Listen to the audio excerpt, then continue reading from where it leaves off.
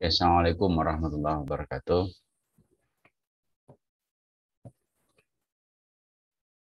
Waalaikumsalam. Waalaikumsalam warahmatullahi wabarakatuh. Selamat pagi dan bagi yang di Indonesia Barat dan Indonesia Tengah, dan selamat pagi menjelang siang bagi yang di Indonesia Timur. Alhamdulillah hari ini kita bisa beraktivitas kembali dan bisa dipertemukan secara virtual. Saya menyebutnya diskusi santai agak serius sedikit, bicara tentang demokrasi, pemilu, dan partisipasi, pengalaman di Papua. Dan hari ini telah hadir bersama kita pembicara yang akan sharing tentang bagaimana demokrasi, pemilu, dan partisipasi berdasarkan pengalaman beliau di Papua. Ada Mbak Husnul Khotimah Rahan Yamtel. Selamat pagi Mbak Husnul. Selamat pagi, Pak. Lama tak jumpa. Iya, Pak. Udah lama, Pak. Jadi Mbak Husnul ini adalah salah satu pengawal demokrasi, ya. Jadi staf di Komisi Pemilihan Umum Provinsi Papua yang aktivitas sehari-harinya adalah turun ke lapangan, ke pedalaman-pedalaman, berinteraksi, bersosialisasi dengan masyarakat di pedalaman-pedalaman Papua, di atas gunung dan lain seterusnya, dan juga dan karena itu ada banyak pengalaman dari Mbak Usnul yang harapannya nanti bisa di-share kepada teman-teman tentang bagaimana sih masyarakat Papua dan bagaimana demokrasi, pemilu, dan partisipasi di sana. Karena Papua itu istimewa, punya keistimewaan tersendiri dalam tanda kutip dalam konteks pemilu, dalam konteks partisipasi, atau secara umum dalam konteks demokrasi di Indonesia dibanding daerah-daerah lain. Ada dua yang istimewa dalam konteks demokrasi dan pemilu di Indonesia, setidaknya di Papua dan di Provinsi Nangro Aceh Darussalam. Punya sistem sendiri yang kemudian didasarkan pada local wisdom. Nah, karena itu menjadi menarik untuk kita ketahui bersama, sekaligus relevan ketika kita berbicara demokrasi dan civil society yang menjadi mata kuliah teman-teman.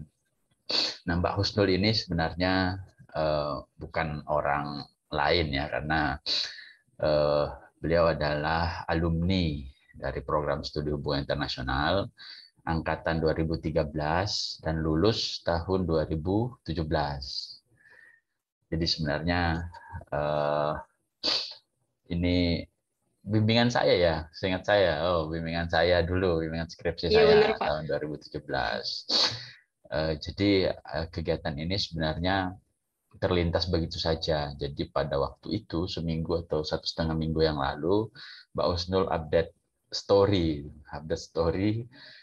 tentang demokrasi, pemilu, dan partisipasi. Ada buku-buku yang kemudian disosialisasikan ke masyarakat Papua, kemudian diupdate story-nya. Kemudian kebetulan saya lihat terlintas dalam pikiran saya untuk kemudian mengajak Mbak Husnul ini untuk sharing dan diskusi dengan teman-teman terkait hal tersebut. Nah, dan kebetulan relevan dengan materi yang kita bahas pada mata kuliah demokrasi dan civil society. Nah, karena itu harapannya nanti teman-teman bisa mengikuti sampai akhir. Nanti di 10-15 menit terakhir saya akan share link presensi, dan juga nanti dari presensi yang teman-teman isi itu akan diberikan sertifikat partisipasi, sertifikat keikutsertaan kegiatan ini dari program studi hubungan internasional UMN. Karena itu mohon bisa diikuti dengan maksimal. Nanti silahkan kalau ada yang mau ditanyakan nanti bisa disampaikan secara langsung atau mungkin bisa melalui kolom chat. Oke, tidak usah berpanjang-panjang. Saya persilahkan Mbak Husnul, waktu sepenuhnya untuk Mbak Husnul sharing tentang demokrasi, pemilu, dan partisipasi berdasarkan pengalaman di Papua. Silakan. Ya, terima kasih sebelumnya. Assalamualaikum warahmatullahi wabarakatuh. Sebelumnya saya ucapkan terima kasih kepada Pak Najam. Beliau juga dosen saya, sekaligus pembimbing saya dulu waktu nyusun skripsi, dan sudah memberikan kesempatan kepada saya hari ini untuk sharing pengalaman terkait demokrasi, pemilihan, dan partisipasi yang ada di Papua selama saya menjadi ASN di sini. Jadi teman-teman, saya alumni UMM juga, jurusan hubungan internasional, seperti yang tadi sudah dijelaskan oleh Pak Najam. Saya masuk 2013, lulusnya 2017. Dan alhamdulillah 2019 itu saya diterima sebagai ASN dan ditempatkan di Komisi Pemilihan Umum Provinsi Papua. Jadi dari 2019 sampai 2021 bulan ini mungkin sudah 2 tahun 7 bulan saya menjadi seorang ASN di Komisi Pemilihan Umum Provinsi Papua. Sebelum itu saya izin share ya Pak, share screen untuk PPT-nya Pak. Ya, silakan langsung.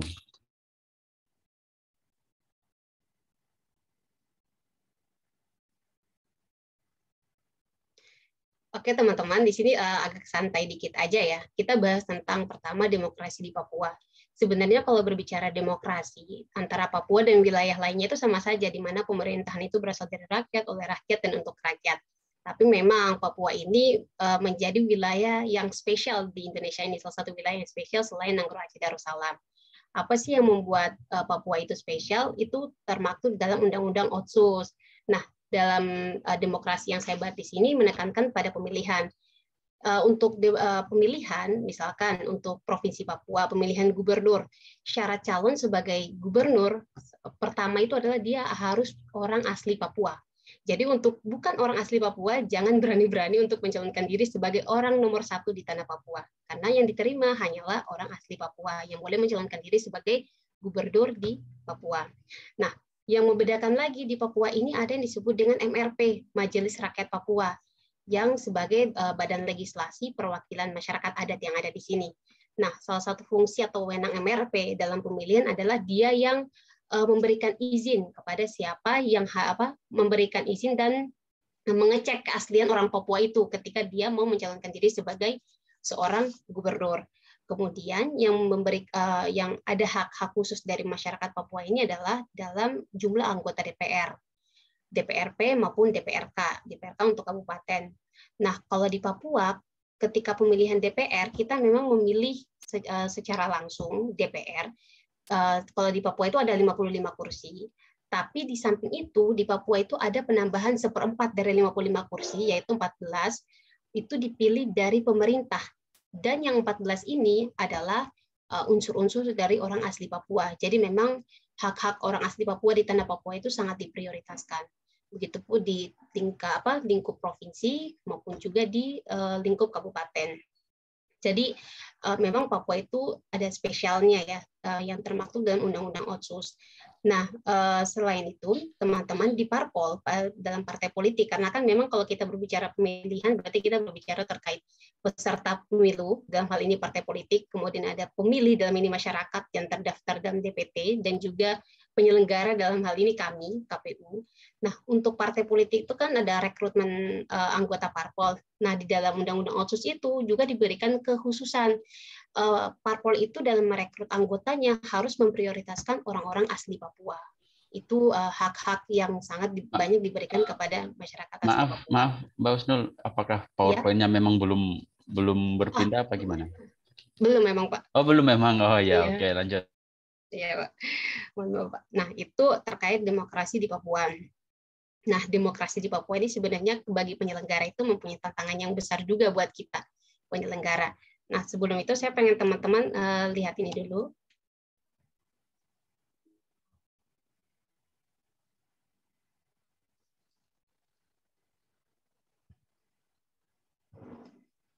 Ini cuma video pendek saja yang saya taruh. Ini wilayah Yalimo, salah satu wilayah kabupaten di Pegunungan Tengah. sebagai penyelenggara KPU, kita tuh menghadapi tantangan untuk mengawal demokrasi ya. Pertama, ancaman dari kelompok bersenjata ya KKB, karena memang KKB itu ancaman yang paling besar buat di Papua. Tapi yang pengen saya jelasin di sini begini, saya mengikuti pemilihan 2019 itu hanya ketika rekapitulasi. Tapi di tahun 2020 saya mengikuti tahapan dari awal hingga akhir pemilihan kepala daerah. Untuk ancaman KKB sebenarnya kita dalam pemilihan tidak merasakan begitu nyata ancaman KKB kepada kita. Yang saya heran setelah pemilihan malah KKB itu mulai banyak beraksi. Seperti teman-teman lihat kasus di Kiwirok kemarin, kalau teman-teman ikuti yang kasus pembunuhan terhadap tenaga kesehatan. Padahal sebelumnya ketika Pegunungan Bintang ini termasuk salah satu kabupaten yang melaksanakan pemilihan di tahun 2020.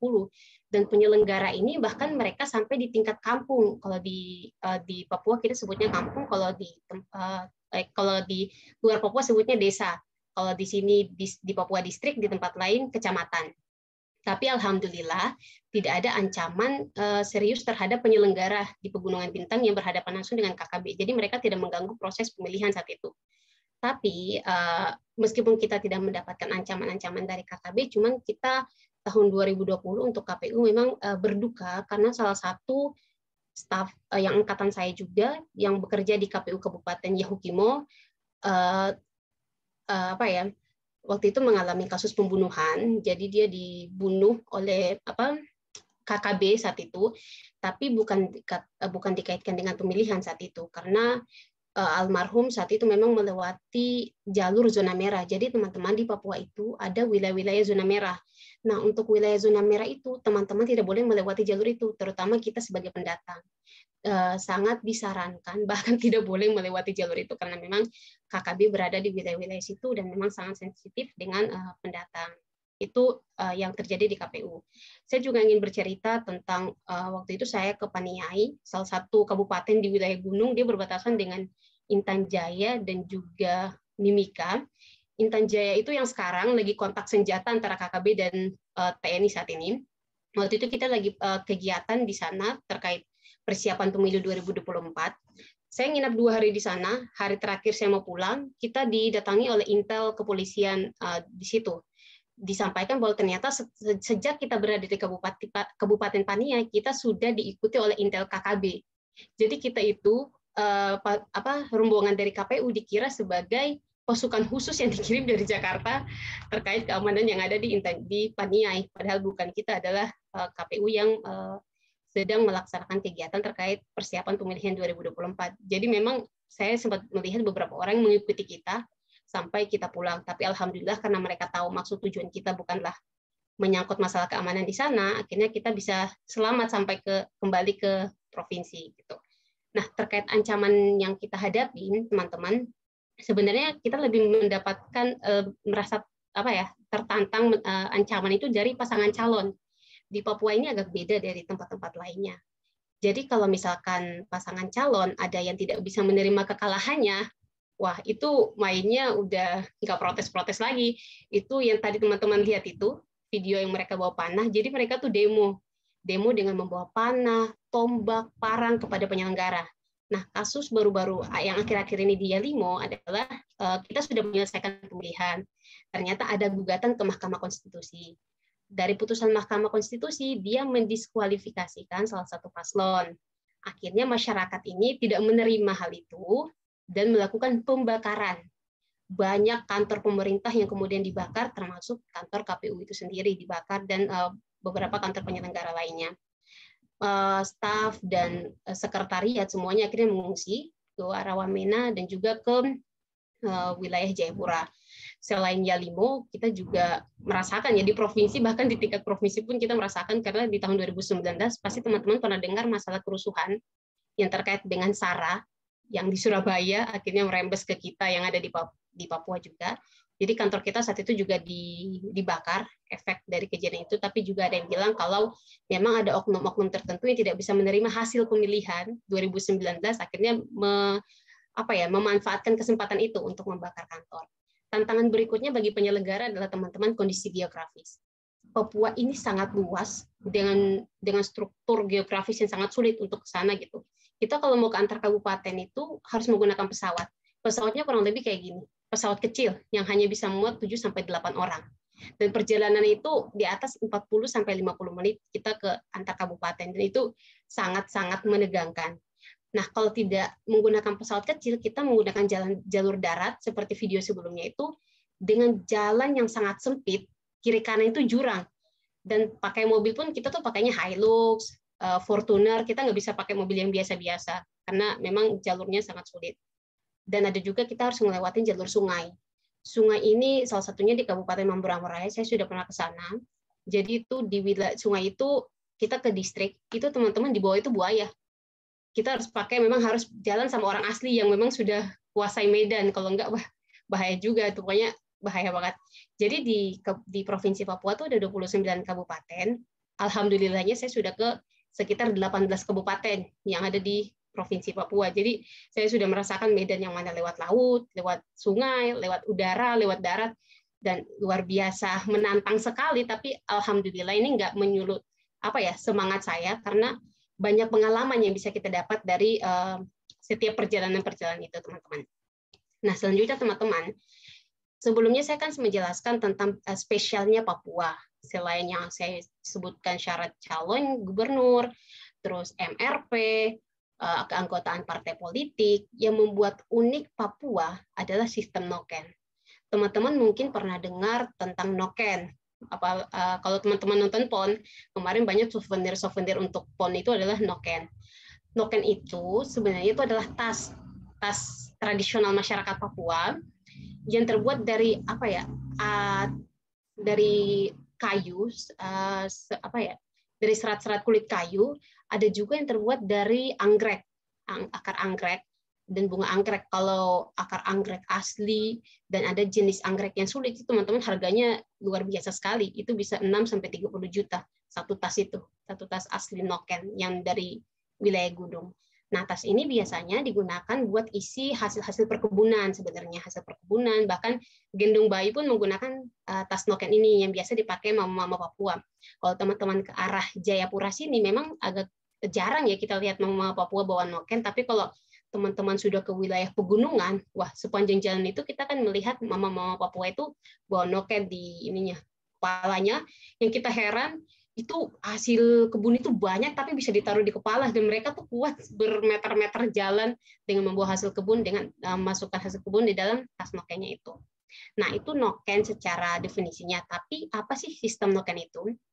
Jadi teman-teman, di Papua ini ada dua tipe pemilihan. Ada tipe pemilihan sebagian masyarakat itu menggunakan sistem atau asas one man one vote, tapi berbeda dengan sistem noken. Nah, sistem noken ini mereka menggunakan kesepakatan warga atau aklamasi. Tapi kesepakatan warga pun ini ada variannya, tidak hanya satu model sistem noken. Nah, kok bisa sih Papua itu menggunakan sistem noken dan kok diakui oleh negara gitu? Jadi sebenarnya sistem noken ini sudah diterapkan oleh masyarakat adat sini semuanya, bukan semua juga ya, beberapa wilayah itu sejak tahun 1971. Mereka ketika memilih pemimpin atau mengambil suatu keputusan, itu mereka biasanya menggunakan sistem noken itu sendiri. Nah, pada tahun 2009, ada seorang pendeta namanya tuh Elion Numberi. Dia kemudian membawa kasus ini kepada Mahkamah Konstitusi, karena menurut dia sistem ini tidak sesuai dengan demokrasi dengan asas one man one vote. Akhirnya Mahkamah Konstitusi kemudian mengeluarkan putusannya, yaitu putusan nomor 47, di mana inti putusannya adalah MK mengakui sistem noken ini untuk dilaksanakan di Papua. Waktu itu kasusnya adalah Kabupaten Yahukimo, dengan dasar agar menghargai nilai budaya yang hidup memang di kalangan masyarakat Papua. Dan kalau misalkan sistem noken ini dihapus menurut Mahkamah Konstitusi, dikhawatirkan akan timbul konflik di antara kelompok-kelompok masyarakat setempat. Inilah yang menjadi dasar MK untuk melegitimasi sistem noken hingga saat ini. Dan dia juga merujuk pada pasal 18B Undang-Undang Dasar NKRI tahun 1945 tentang pengakuan negara terhadap kesatuan masyarakat hukum adat beserta hak-hak tradisionalnya. Akhirnya hingga sekarang beberapa wilayah di Papua itu menggunakan sistem noken hingga saat ini. Nah, kemudian terjadi lagi tuh pada pemilihan 2013, ada sengketa lagi masuk ke Mahkamah Konstitusi terkait penggunaan noken. Nah, setelah ada gugatan itu, MK mengeluarkan lagi putusan nomor 14, malah menguatkan putusan sebelumnya yang nomor 47. Di sini tapi MK lebih spesifik. Di sini MK menyatakan bahwa boleh tuh sistem noken digunakan di wilayah Mepago dan Lapago. Wilayah Mepago dan Lapago ini saya jelaskan dulu teman-teman. Jadi di Provinsi Papua, mungkin teman-teman yang berasal dari Papua di sini sudah tahu, di Provinsi Papua itu, jadi Papua dan Papua Barat beda ya teman-teman. Saya jelaskan Papua karena saya memang di Papua. Nah, di Papua itu ada 5 suku besar. Yang pertama itu adalah suku Mamta. Ini terdiri dari beberapa kabupaten yang teman-teman bisa lihat di layar share screen-nya. Ini wilayah yang sekarang saya tinggali sekarang di Kota Jayapura. Itu suku Mamta. Yang kedua ada suku Saireri. Saireri ini di wilayah pesisir, biasa di wilayah dekat-dekat laut. Kemudian adalah wilayah Animha. Animha ini di wilayah selatan. Kalau teman-teman tahu Merauke, ujungnya Indonesia, nah itu disebut dengan suku Animha. Kemudian ada suku Mepago dan juga suku Lapago. Nah, suku Mepago dan suku Lapago inilah wilayah-wilayah yang berada di wilayah Pegunungan Tengah yang kemudian diakomodir oleh Mahkamah Konstitusi dalam putusannya nomor 14 sebagai wilayah yang boleh menggunakan sistem noken. Nah, berdasarkan putusan Mahkamah Konstitusi inilah, dia merujuk, ketika kita merujuk pada Perdasus nomor 4 tahun 2005 dan Perdasus nomor 4 tahun 2010, ternyata ada 14 kabupaten yang sejak dahulu kala menggunakan sistem noken dan akhirnya mempunyai legitimasi untuk menggunakan sistem noken sejak tahun 2013. Namun pada perkembangan waktu, pada tahun 2017, ada 2 kabupaten yang menarik diri dari sistem penggunaan noken, yaitu Kabupaten Yalimo dan Kabupaten Pegunungan Bintang. Tapi yang perlu teman-teman ketahui bahwa yang menarik diri dari penggunaan sistem noken itu sebenarnya bukan masyarakatnya, tapi penyelenggara pemilih saat itu. Artinya KPU saat itu, KPU Yalimo dan KPU Pegunungan Bintang saat itu yang menarik diri untuk menggunakan sistem noken. Akhirnya membuat rekomendasi lah naik ke KPU Provinsi membuat rekomendasi ke KPU RI mengeluarkan keputusan bahwa yang menggunakan sistem noken hanya 12, sementara Yalimo dan Pegunungan Bintang sudah tidak lagi menggunakan sistem noken.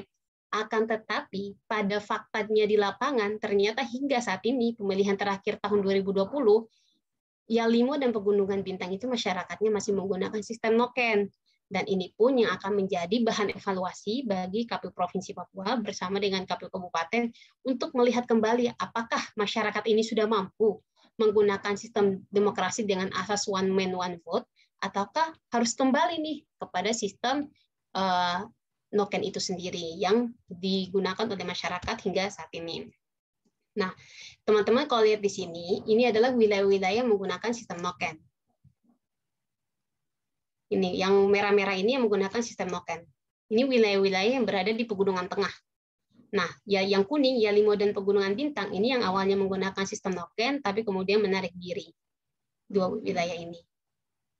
Nah, ini Paniai yang dekatnya Nabires ini yang kemarin saya ke sini. Ini salah satu wilayah yang menurut saya agak sulit ke sana, yang menantang sekali lah kabupatennya.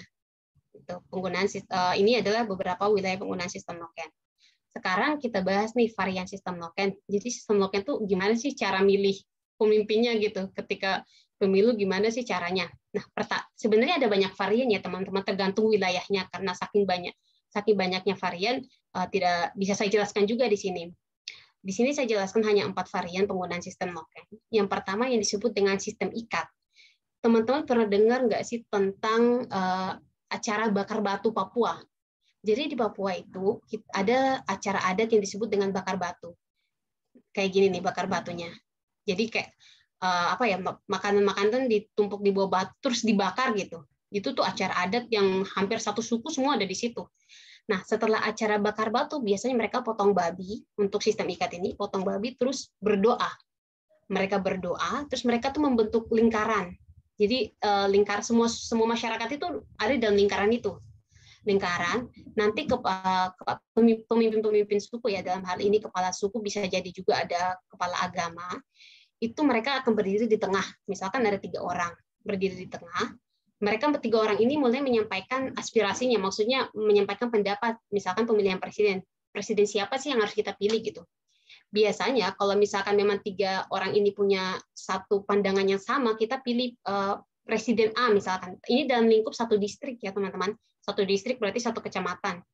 Misalkan 3 orang ini punya kesepakatan bersama bahwa kita pilih Presiden A, maka masyarakat di satu distrik itu semuanya memilih si A.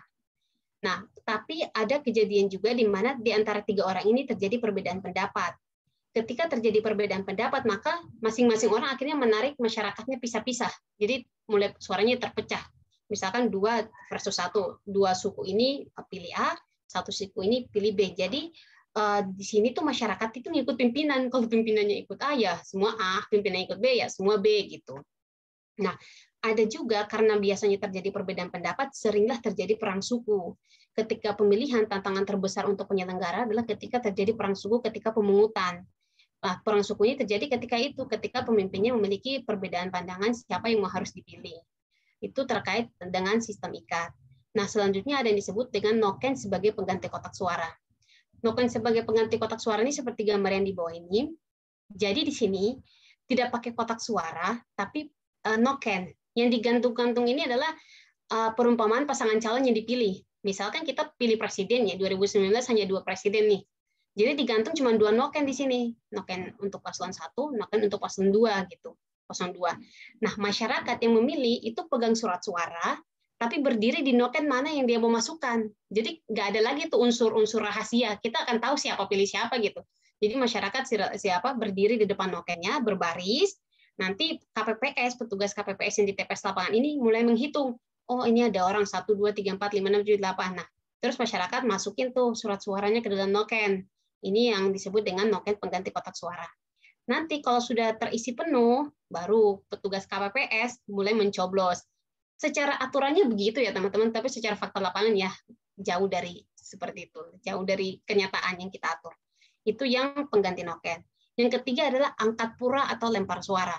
Kalau angkat pura atau lempar suara itu biasanya lingkupnya satu distrik, satu kecamatan, kepala-kepala sukunya dikumpulkan. Dalam satu distrik kan bisa terjadi ada beberapa kepala suku. Nah, kepala suku dikumpulkan, nanti setiap kepala suku tuh angkat tangan. Misalkan, saya suku A pilih pasangan calon 01. Berarti suku A yang punya data pemilih misalkan ada 500 orang, semuanya pilih 01. Atau mereka juga bisa bilang kayak gini, saya suku B dengan jumlah data pemilih 500 orang memilih pasangan calon 0B. Jadi ada yang menyebutkan jumlah pemilihnya, ada juga yang tidak menyebutkan jumlah pemilih. Jadi mereka tinggal angkat tangan, tinggal bilang aja. Jadi penyelenggara tinggal catat, oh ini 500 untuk 0A, oh ini 500 untuk 0B, kayak gitu. Nah, yang terakhir adalah sistem buka tutup. Kalau sistem buka tutup ini, misalkan nih, kita pemilihan di jadwalnya, kita itu milih di tanggal 9 April. Tapi di 8 April, itu mereka sudah pilih dulu, udah coblos itu surat suaranya di tanggal 8 April. Ada yang coblos, ada juga yang enggak. Nah, surat suaranya udah dicoblos di tanggal 8 April, nanti di tanggal 9 April menurut regulasi kita kan buka TPS itu dari jam 7 sampai jam 12 siang untuk mencoblos. Tapi di tanggal 9 April kepala sukunya yang datang hanya kepala suku di TPS. Kepala suku hanya datang terus mencoblos satu surat suara, siapa yang mereka pilih, dia mewakili suku-sukunya itu. Setelah dicoblos, kepala suku udah coblos, TPS langsung tutup. Jadi yang awalnya regulasinya itu TPS harus tutup misalkan jam 12, tapi karena mereka menggunakan sistem ini, ya kalau dia datang jam 7, berarti setelah jam 7 udah harus tutup, udah nggak boleh lagi buka TPS, dan mulai hitung jumlah surat suara saat itu. Jadi ini adalah beberapa varian sistem noken yang digunakan di Papua yang berbeda, sangat berbeda jauh dengan kita yang kita gunakan di wilayah-wilayah selain Papua. Tapi sistem noken ini yang perlu saya tekankan teman-teman, tidak digunakan ya untuk seluruh masyarakat Papua, tidak. Tapi hanya di beberapa wilayah yang memang sudah ada legitimasi hukum melalui putusan Mahkamah Konstitusi dan juga surat keputusan Republik Indonesia terkait wilayah mana saja yang boleh menggunakan sistem noken. Sementara wilayah-wilayah yang seperti di Kota Jayapura, yang banyak yang pendatang mulai datang, itu kebanyakan tidak menggunakan sistem noken. Terus pertanyaan, apakah Papua mau terus-terusan nih pakai sistem noken? Tidak juga. Karena pada perkembangan waktu, berjalannya waktu, masyarakat itu mulai mendapatkan pendidikan yang lebih baik, kemudian pasangan-pasangan calon kader-kader politik mulai paham tentang sistem demokrasi one man one vote, akhirnya mereka juga mulai bersama penyelenggara mensosialisasikannya kepada masyarakat terkait coblos menggunakan asas one man one vote. Jadi masyarakat mulai perlahan-lahan beberapa daerah itu mulai meninggalkan sistem itu. Kayak misalkan Jayawijaya awal putusan dia itu semua wilayah itu harus menggunakan sistem one man one vote, tapi sekarang Jayawijaya hanya sekitar 200-an TPS saja yang menggunakan sistem itu. Untuk yang lainnya sudah tidak menggunakan sistem itu. Terus ditambah lagi dengan banyaknya pendatang yang ke wilayah-wilayah itu akhirnya mengurangilah sistem penggunaan noken itu. Nah, bagaimana sih hubungannya antara sistem noken dengan partisipasi masyarakat? Teman-teman, Papua adalah salah satu provinsi partisipasi masyarakat paling tinggi di Indonesia. Itu Papua. Apakah artinya demokrasi Papua itu baik? Belum tentu. Kalau kita patokannya asas one man one vote, tidak juga. Karena partisipasi masyarakat tinggi di Papua itu karena sistem noken. Di wilayah Pegunungan Tengah, teman-teman, itu adalah wilayah dengan kabupaten terbanyak di dalam satu provinsi Papua, dengan jumlah data pemilih terbanyak juga yang ada di sana. Ini yang kalau teman-teman lihat, di kabupaten-kabupaten ini jumlah pemilihnya 100%, partisipasinya 100%.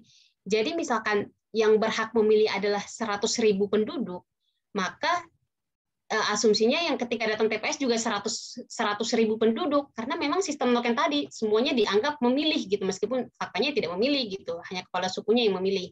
Dan di wilayah-wilayah ini kalau misalkan kita rekap, kalau misalkan di wilayah selain sistem noken ini kan pasti ada yang namanya surat suara sisa, ada yang namanya jumlah suara sah dan tidak sah. Berbeda sama wilayah pegunungan. Wilayah pegunungan tengah ini semuanya suara sah, nggak ada suara tidak sah.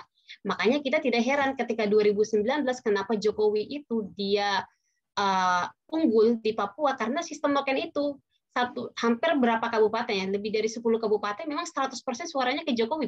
Memang betul, karena memang di sini penggunaan sistem noken. Itulah yang menyebabkan partisipasi masyarakat di Papua itu terbilang tinggi. Akan tetapi berbeda nih untuk wilayah-wilayah misalkan di suku Mamta, Animha, yang masyarakatnya mulai paham, pendidikannya mulai bagus, mulai banyak pendatang juga, bukan hanya orang Papua, memang partisipasinya tidak 100% karena mereka menggunakan sistem asas one man one vote tadi, dan masyarakat pun ada yang mau mencoblos, ada yang ingin golput. Itu kalau di masyarakat perkotaan memang seperti itu ya teman-teman. Jadi ketika ini data 2019 yang tabelnya gede banget ini data 2019, partisipasi masyarakat itu 95,75%. Itu partisipasi paling banyak pokoknya di Indonesia ini. Sementara di tahun 2020 yang baru saja kita selesaikan, itu tinggi semua. Jadi kemarin itu KPU RI inginnya itu pemilihan pilkada itu target partisipasinya adalah 74%. Papua mampu semuanya. Sini, misalkan yang paling rendah itu Merauke 74%, karena memang dia sudah wilayah yang agak maju. Masyarakatnya juga tidak menggunakan sistem noken. Berbeda kalau teman-teman lihat di sini Pegunungan Bintang, Yalimo, dan Yahukimo. Kalau Yahukimo memang masih diakui penggunaan sistem noken. Tapi Pegunungan Bintang dan Yalimo ini kan sebenarnya sudah tidak diakui ya menggunakan sistem noken, tapi pada praktiknya masih menggunakan sistem noken. Makanya perlu dievaluasi karena kita melihat dari jumlah partisipasi, kok tidak menggunakan sistem noken, kok bisa partisipasinya sampai 100% gitu. Inilah yang kemudian nanti dievaluasi oleh badan penyelenggara di sini untuk persiapan nanti tahun 2024. Jadi biar kebijakan yang keluar itu bisa melihat segala aspek gitu. Karena misalkan kita masih menggunakan sistem one man one vote, tapi pada fakta di lapangan masih menggunakan sistem noken, itu akan menjadi suatu dampak juga ketika pemilihan 2024 akan muncul berbagai gugatan yang bisa diajukan ke MK terkait sistem noken itu sendiri. Jadi itu teman-teman sedikit yang bisa saya jelaskan terkait demokrasi, pemilihan, dan partisipasi masyarakat yang ada di Papua. Mungkin nanti ada yang pengen teman-teman tanyakan terkait pengalaman saya di sini atau tentang bagaimana itu noken. Selanjutnya saya serahkan ke Pak Najam. Silahkan Pak. Ya, terima kasih Mbak Husnul. Menarik sekali penyampaiannya. Dan memang kalau pelaku di lapangan yang bicara dengan bukan pelaku itu berbeda ya. Tadi informasinya sangat menarik yang dan sangat penting yang mungkin kita tidak temukan di buku-buku referensi itu, karena memang disampaikan oleh orang-orang yang terlibat langsung di lapangan, terutama bicara tentang sistem noken. Bahwa ternyata sistem noken itu tidak satu. Selama ini kan kita yang jauh dari Papua hanya mengenal sistem noken seperti itu, tapi ternyata tadi ada banyak variannya yang sangat sangat beragam dan sangat menarik. Ya, silakan. Mungkin teman-teman ada yang mau didiskusikan lebih lanjut. Monggo silakan ditanyakan apapun yang bisa ditanyakan. Silakan.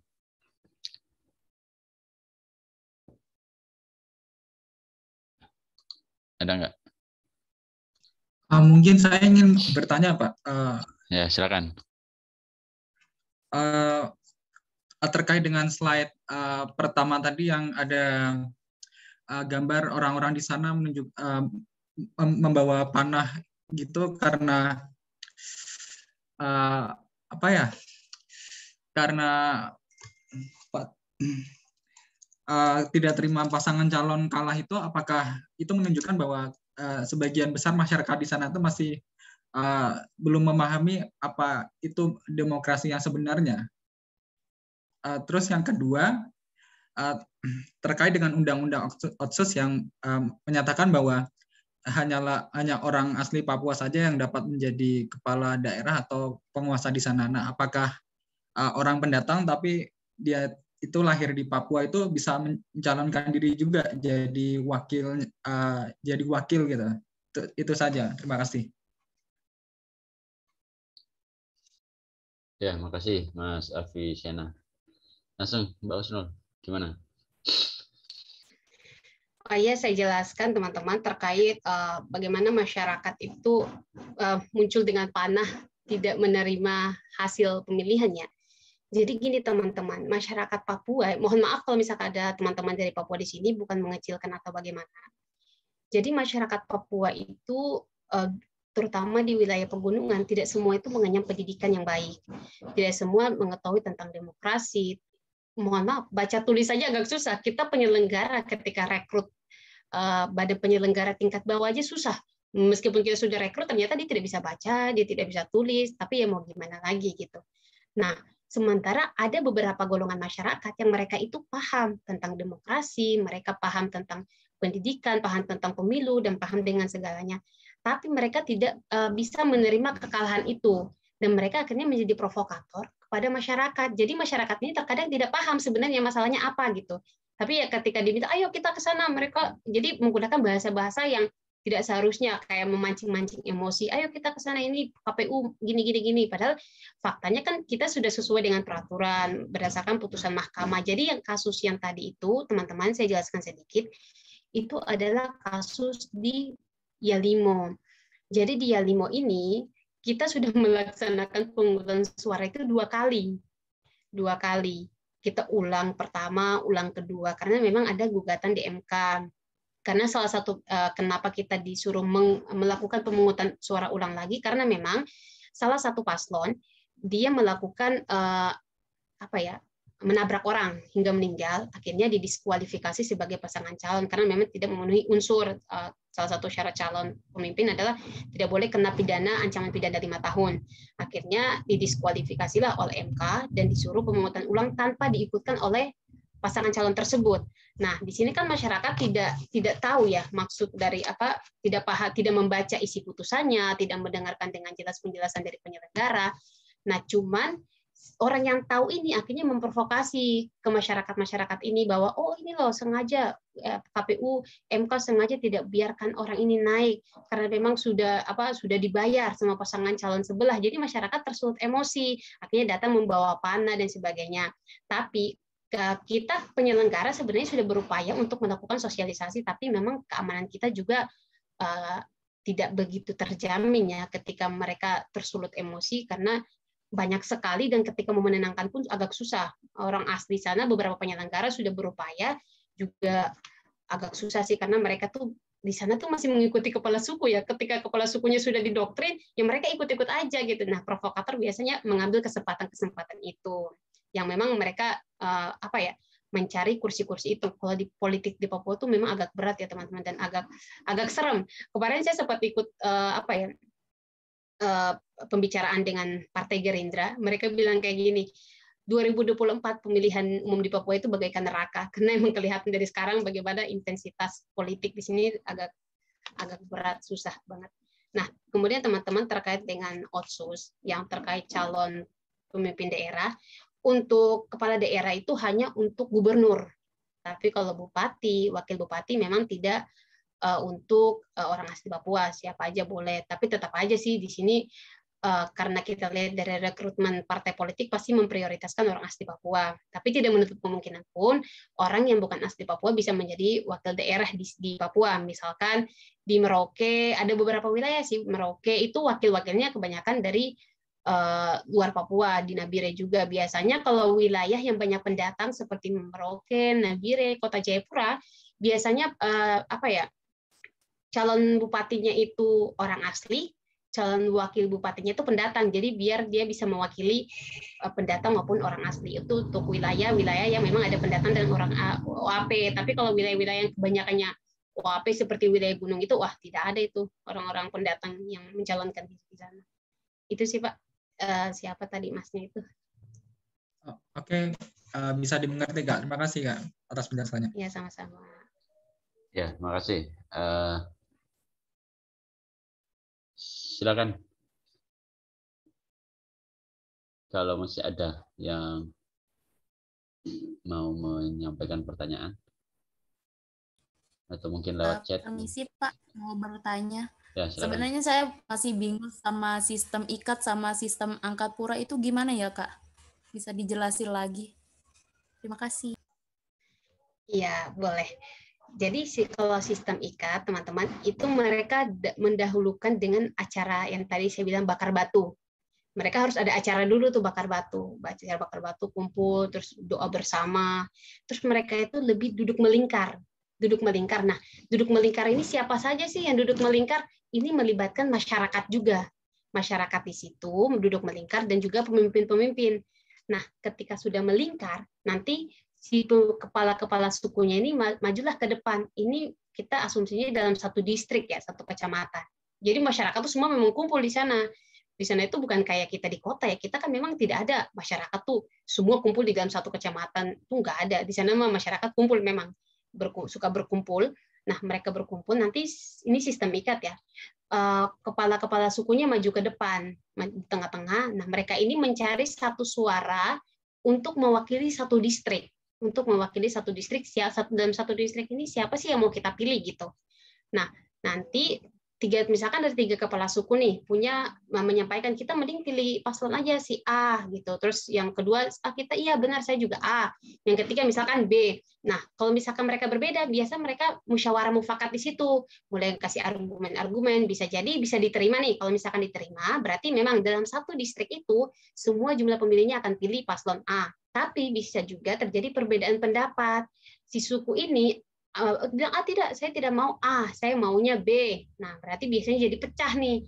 2 suku ini hanya untuk pasangan A, satu sukunya ke B. Nah, biasanya ketika terjadi perbedaan pendapat, sering terjadi perang suku di sini. Misalkan ada pernyataan-pernyataan yang tidak sesuai dengan suku lain dan bagaimana itu biasanya terjadi perang suku di sini. Sementara sistem yang satunya yang angkat itu, nah itu dia gini, yang diundang itu hanya kepala suku. Jadi hanya kepala suku yang datang. Nanti ada satu pemimpin atau KPPS penyelenggara di situ. Jadi dia sudah tidak ada rekap-rekap tingkat TPS lagi nih. Jadi ada satu penyelenggara di situ. Nanti setiap kepala suku tuh angkat tangan. Saya suku A gitu. Suku A ini saya akan pilih pasangan calon nomor urut A. Nah, berarti penyelenggara langsung catat, oh suku A ini ada berapa data pemilih sih gitu. Oh, ada 500 penduduk nih yang boleh memilih dari suku ini. Oke, suku ini 500 ini untuk paslon A. Nanti langsung ke suku B pilih siapa gitu. Jadi yang ngangkat tangan itu langsung kepala suku. Jadi mereka kepala suku langsung menyampaikan siapa sih yang mau dipilih. Tapi kalau yang ikat tadi masih berembuk dulu tuh, masih berembuk. kita pilih siapa sih gitu. Jadi perbedaannya tuh di situ. Itu untuk safety. Terima kasih, Kak. Ya, sama-sama. Oke, saya melanjutkan pertanyaan tadi, Mbak Husnul. Dasar atau pertimbangan mereka memilih A, B, A, C, A, atau C, B itu apakah pertimbangan-pertimbangan rasional? Misalnya mereka diskusikan, oh ini visi misinya bagus, oh ini, oh gini, atau pertimbangan-pertimbangan irasional, atau seperti apa pertimbangan-pertimbangan mereka sebelum kemudian memutuskan, oke, kita memilih si A, kita memilih si B, dan seterusnya. Iya. Oh iya benar Pak. Untuk sistem noken itu kebanyakan memilih itu berdasarkan emosional. Emosional itu dalam artian begini. Ketika pemimpinnya itu berasal misalkan mereka lihat oh dia dari suku kita ini, berarti kita harus pilih dari suku itu. Jadi lebih menekankan kepada orang yang satu suku. Orang yang satu suku ini untuk biasanya kayak untuk pemilihan gubernur, bupati, ataukah DPR itu biasanya melihat dari satu suku. Kalau misalkan mereka tidak ada dari suku itu, mereka lihat terdekat dia satu distrik nggak sama kita gitu. Kalau nggak distrik, satu kabupaten kah sama kita, atau misalkan satu wilayah suku besar yang tadi saya bilang ada 5 suku besar, apakah dia orang Lapago ataukah orang Mepago gitu. Nah, kalau presiden itu kan biasanya sebenarnya masyarakat pegunungan itu tidak tahu ya presiden itu karena memang dia terlalu luas dan mereka juga tidak kenal itu siapa. Nah, disitulah peran-peran partai politik itu jalan di situ. Partai politik mulai melakukan pendekatan kepada kepala-kepala suku yang ada di situ. Jadi partai politik mulai mempengaruhi kepala suku. Jadi kepala suku juga tidak tahu orangnya yang mana, tapi ketika partai politik ini bisa mempengaruhinya, jadi dia bisa juga mempengaruhi masyarakatnya. Kita pilih aja nih si presiden ini, meskipun mereka sebenarnya tidak tahu ya presiden itu untuk apa, siapa, karena mereka tidak istilahnya berhubungan langsung gitu dengan presiden. Jadi biasanya kalau untuk presiden atau DPR RI dan sebagainya itu sudah ranah partai politik yang mulai bermain di situ biasanya. Dan tidak menutup kemungkinan juga ketika mempengaruhi kepala suku itu ya ada kepentingan ya Pak ya, maksudnya bisa dengan membayar dan itu sebenarnya udah banyak terjadi ketika ngasih duit ke kepala suku dan sebagainya itu sudah banyak terjadi. Tapi yang paling utama itu adalah pendekatan emosional. Itulah kenapa di Papua untuk gubernur Papua itu adalah orang nomor 1 Papua itu kebanyakan dari wilayah Mepago atau Lapago karena mereka itu sistem noken dengan suara terbanyak dan mereka lebih memilih orang yang memang berasal dari wilayah Lapago atau Mepago atau orang-orang dari Pegunungan Tengah. Jadi gubernur Papua itu pasti dari orang-orang wilayah Pegunungan Tengah. Itu sih, Pak. Ya, makasih. Silakan yang lain. Ya, menarik sekali ya. Silakan yang lain. Kak, mau tanya. Ya, silakan. Sebelumnya mohon maaf, saya off karena jaringan saya kurang stabil. Jadi saya mempertanyakan terkait sistem-sistem yang diterapkan ya. Jadi kan tadi kakak sebelumnya menjelaskan sempat 2 kali dibicarakan di Mahkamah Konstitusi terkait sistem ini. Nah, aku jadi kayak mempertanyakan apakah lalu sistem ini itu menjadi ranah bermain dari para elit politik gitu kan. Jadi beberapa sistem yang diterapkan ini saya melihat sedikit kecurigaan gitu. Apakah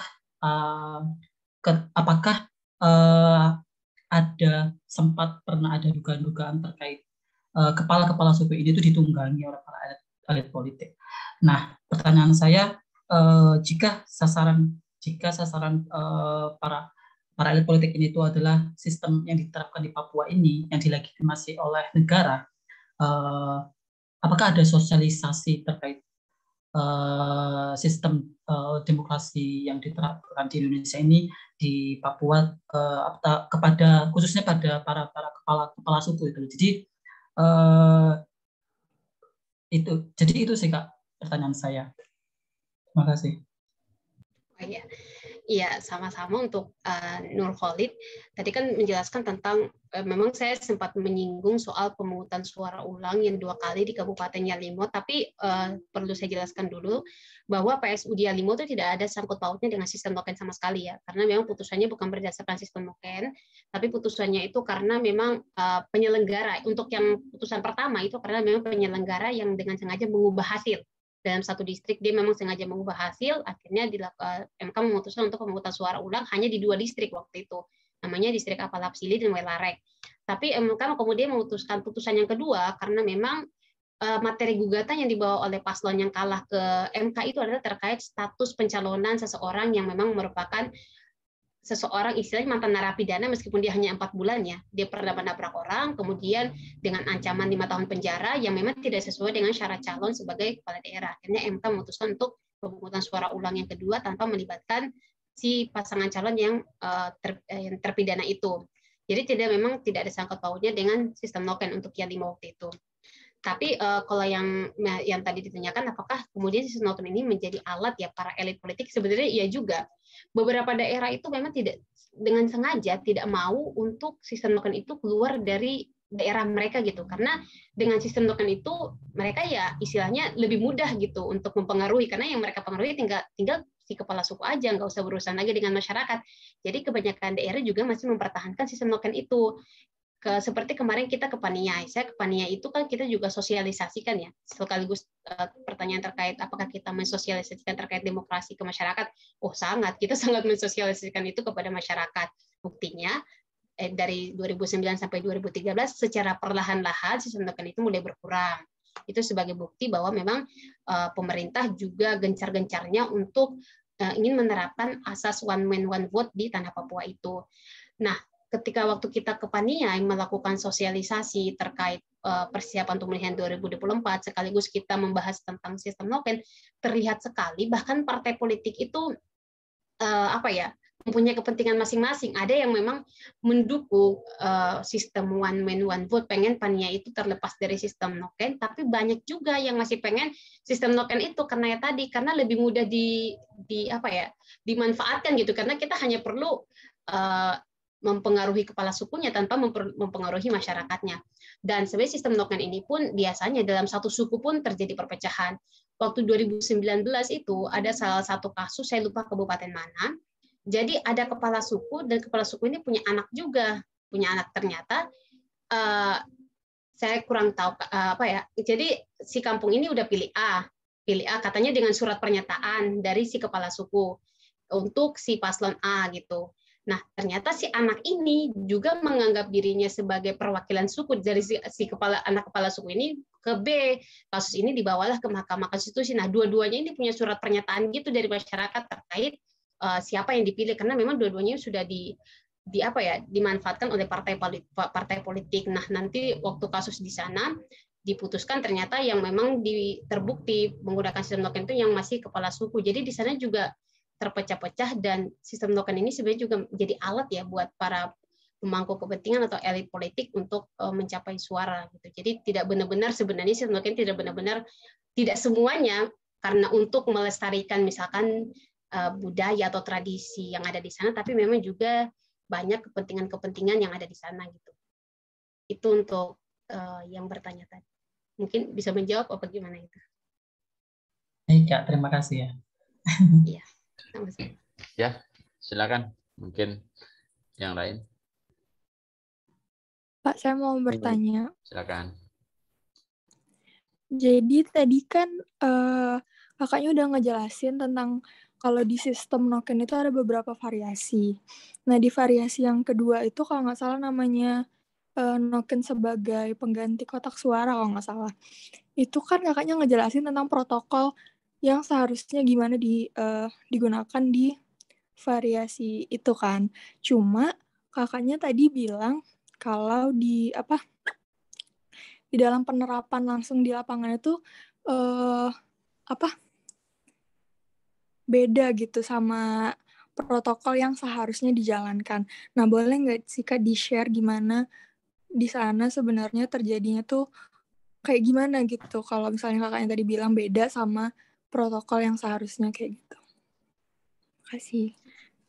Oh iya, langsung saya jawab ya teman-teman. Jadi gini, kita di KPU memang kita mengakomodir penggunaan sistem noken. Teman-teman harus paham dulu bahwa dalam dalam pemilihan atau pemungutan itu ada dua tahap. Ada yang disebut dengan pemungutan, ada yang disebut dengan penghitungan. Nah, yang diakomodir oleh MK dan KPU dalam peraturan-peraturannya adalah sistem pemungutannya, bukan penghitungannya. Seharusnya penghitungan itu tetap sesuai dengan prosedur KPU, di mana ketika masyarakat sudah pilih seharusnya ditulis tuh ditulis berapa paslon 01 di dalam. Kalau teman-teman pernah ke TPS kan di situ ada hitung di kertas gede itu, kayak ukuran karton gede itu. Seharusnya itu kan secara prosedur ketika masyarakat telah menaruh surat suara di situ di dalam kantong noken itu, KPPS itu seharusnya mengambil surat suara itu, kemudian mencocokkan tadi dengan orang yang baris tadi dengan surat suara, kemudian menuliskannya ke dalam kalau kita sebutnya C hasil. Tapi pada faktanya itu tidak ditulis di dalam C hasil itu, tidak dihitung seperti itu. Jadi kebanyakan di wilayah yang menggunakan sistem noken, kita kan KPU itu kan menurunkan logistik ya. Misalkan hasilnya itu harus ditulis di dalam C hasil yang harus dikembalikan kepada kabupaten. Praktik di lapangan ternyata penyelenggara itu tidak melakukan itu. Ketika naik ke atas itu mereka tidak bawa apa-apa. Jadi mereka cuma datang, ditanya, distrik A berapa paslon 01? Dia langsung bilang aja tanpa ada dokumen pembuktian gitu. Bahkan ada yang cuma bawa kertas, itu disobek kecil. Itu hanya tulis angka. 01 5, misalkan 02 10 gitu. Jadi tidak sesuai prosedur, padahal udah ada prosedurnya, tidak sesuai prosedur. Jadi mereka cuma datang ketika rekap di tingkat kabupaten, itu yang terjadi di Yahukimo kemarin. Mereka tidak membawa dokumen-dokumen yang seharusnya menjadi bukti bahwa itu memang dipilih oleh masyarakat atau hasil rekap di bawah, tidak ada. Mereka cuma datang, terus ditanyakan mana dokumennya. Oh, tidak ada, memang kita tidak bawa gitu kan, kita noken gitu. Kita kan noken. Jadi datang dia cuma bilang aja, "Oh, saya dari distrik ini, semuanya suaranya ke 01 ke 02." Nah, itu yang tidak sesuai prosedur. Padahal yang diakomodir oleh aturan adalah proses pemungutannya, bukan penghitungannya. Tapi di lapangan ternyata memang mereka tidak menggunakan prosedur-prosedur itu. Nah, terus yang noken sebagai pengganti pengganti kotak suara, memang kan seharusnya tuh mereka pegang surat suara ya, pegang surat suara terus dimasukkan ke dalam noken, tapi kebanyakan juga itu mereka tidak memegang surat suara, jadi mereka hanya berdiri gitu di depan noken saja, hanya berdiri terus KPPS tinggal hitung aja, jadi surat suara itu tidak digunakan, datang ya tapi ya percuma gitu, taruh aja ya. Ada, makanya kalau teman-teman pernah lihat 2019 itu ada video yang beredar itu, Papua itu surat suaranya dibakar, kotak suaranya dibakar ya karena itu memang tidak dipakai di sana. Ini buat apa? Nggak paham, nggak bisa baca. Ini apa? Orang-orang juga nggak dikenal. Jadi ya kayak gitu. Memang tidak sesuai prosedur. Padahal udah ada prosedurnya, tapi memang mereka tidak gunakan. Dan itu tidak bisa kita paksakan juga. Itu untuk yang bertanya tadi. Ya. Makasih Kak. Iya, sama-sama. Silakan yang lain. Menarik sekali ya. Ini diskusinya sangat menarik. Silakan yang lain. Permisi, sebenarnya saya mau nanya. Mungkin pertanyaan saya kurang masuk konteks ya, tapi masih dalam seputaran Papua. Jadi saya kemarin itu melihat konten creator di salah satu sosial media itu menunjukkan kalau harga paketan internet di sana itu sangat mahal, bahkan bisa ditukar dengan emas beberapa gram itu. Apa betul Kak di sana itu harga paket internet itu semahal itu? Terima kasih. Oke, terima kasih pertanyaannya. Kalau menurut saya nggak tahu ya itu dia ada berada di wilayah mana ya, tapi wilayah di Kota Jayapura dan wilayah yang sudah pernah saya pergi, karena tadi saya bilang saya udah ke sekitar 18 kabupaten dari 29 kabupaten, bedanya nggak sampai harga satu emas, bedanya cuma 5.000, 10.000, 20.000, nggak sampai seharga emas. Itu kayaknya agak lebay ya kalau menurut saya. Cuman memang ada, tapi kalau di wilayah gunung untuk harga bahan pokok itu memang biasanya agak mahal. Kalau teman-teman pernah, ya nggak mungkin pernah ya, pokoknya salah satu kabupaten itu Puncak Jaya ya teman-teman. Itu harga satu porsi nasi Padang itu 70.000 Puncak Jaya. Kenapa dan harga aqua besar, aqua yang besar ya, itu 50.000 satu botol. Kenapa mahal? Karena kalau teman-teman lihat tadi pesawat yang saya naiki yang kecil, karena akomodasi barang-barang itu cuma diangkut pakai pesawat itu, nggak ada jalur darat, itu yang buatnya itu mahal karena transportasi ke sana itu susah. Dan untuk satu kali jalan pesawat itu, karena kita pernah menyewa pesawat ke kabupaten itu 30 juta gitu. Jadi kalau misalkan kamu cuma bawa aqua berapa karton, kamu jual dengan harga yang sama di kota ya, biaya transportanya udah 30 juta. Kalau kamu jual 5.000 ya rugi. Jadi di sana harganya 50.000 ke atas gitu untuk wilayah gunung. Tapi kalau wilayah misalkan ya ada, kalau teman-teman lihat 5 suku, 3 suku itu harganya hampir sama. Tapi kalau dua suku yang Lapago Mepago, wilayah pegunungan tengah memang agak mahal. Tapi kalau di Papua itu sebenarnya nggak mahal, teman-teman. Harga di kota Jayapura itu sama saja dengan di Jakarta. Makan, minum, semuanya sama sih. Itu sih buat sharing ya. Iya. Kak, terima kasih. Iya, sama-sama. Ya, silakan. Yang lain. Kak, mohon izin saya mau tanya terkait tantangan yang Kakak dapatkan ketika pelaksanaan waktu pemungutan suara di tahun 2019 pada saat pemilihan Capres maupun Cawapres, itu apakah ada serangan dari KKB sendiri, Kak?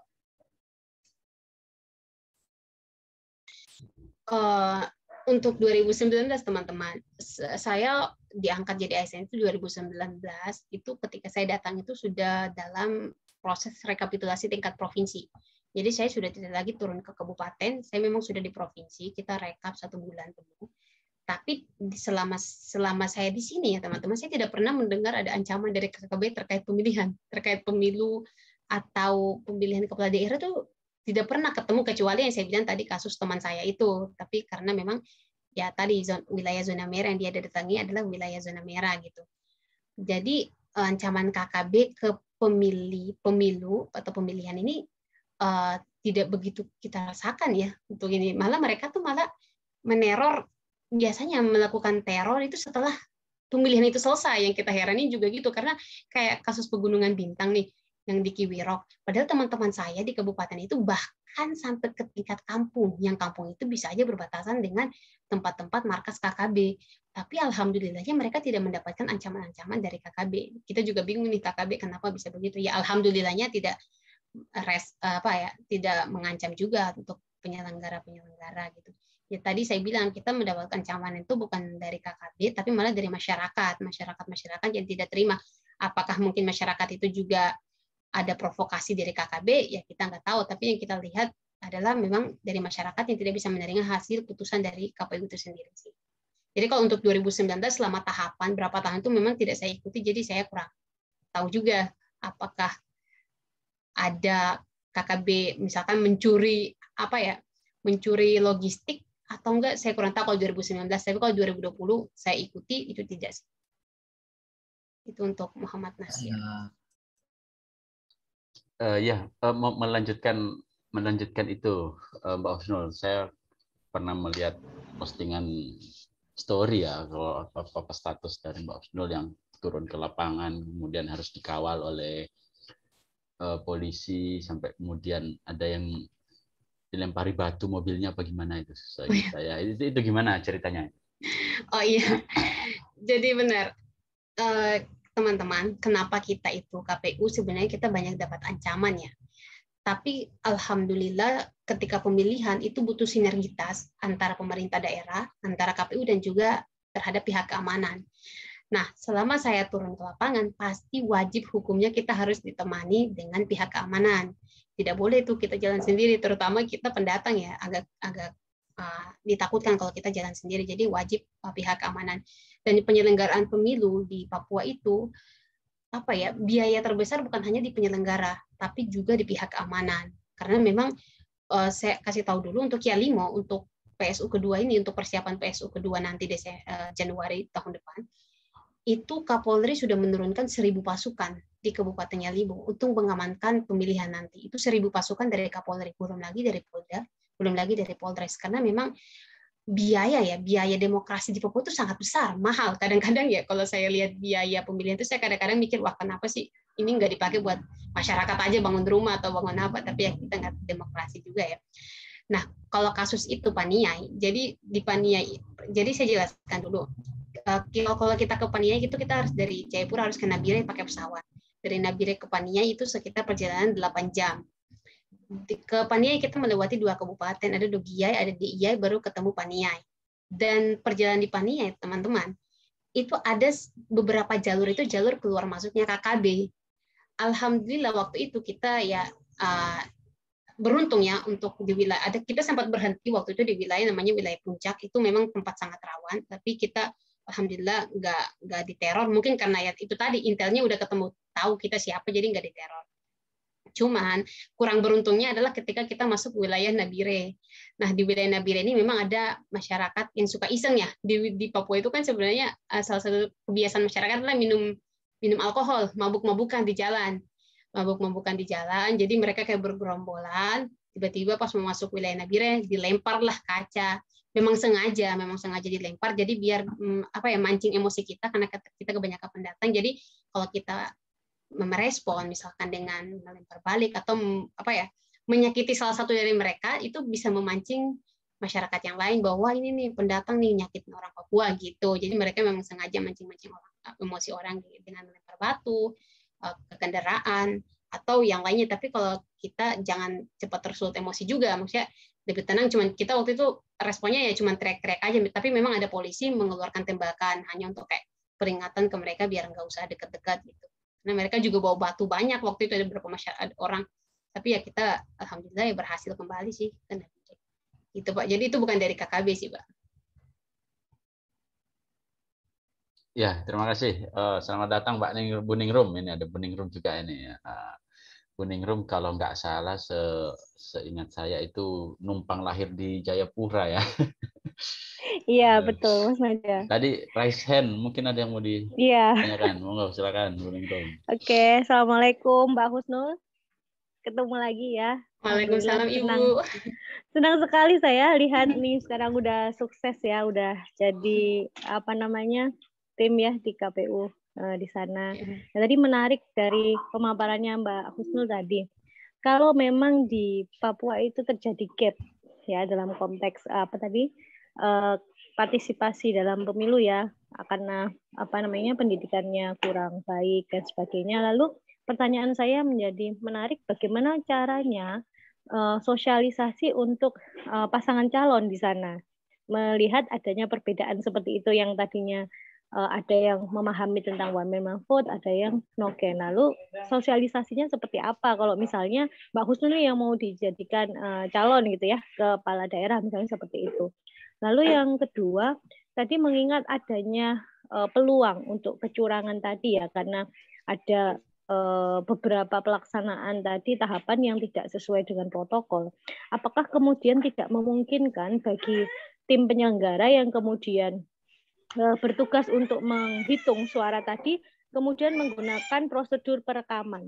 Karena sekarang ini kan mungkin dalam konteks perhitungan tadi ada yang tidak membawa kertas, ada yang kemudian tidak tersedia sarana dan prasarana mungkin. Nah, itu apakah memang dari pihak KPU tadi untuk menjamin transparansi dan perhitungan yang tepat itu tidak menggunakan prosedur perekaman? Mungkin itu yang saya tangkap. Terima kasih. Iya, iya Ibu.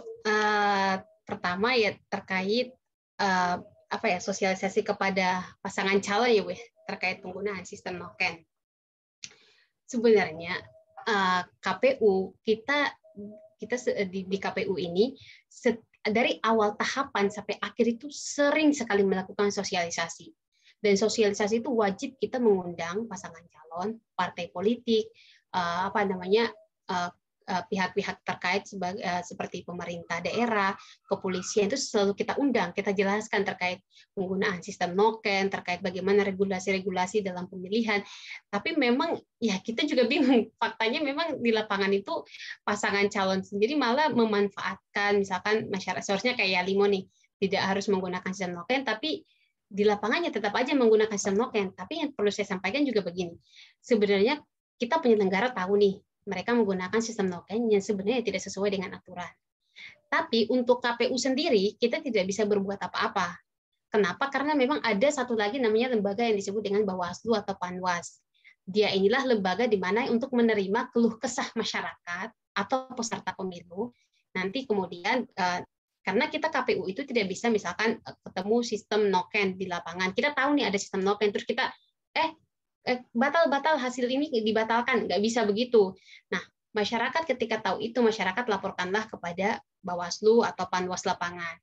Nah, dari Panwas lapangan sesuai prosedurnya mereka keluarkanlah rekomendasi. Nah, di rekomendasi itulah meminta misalkan KPU untuk melakukan pemungutan suara ulang dengan menggunakan sistem one man one vote. Nah, kita akan lakukan.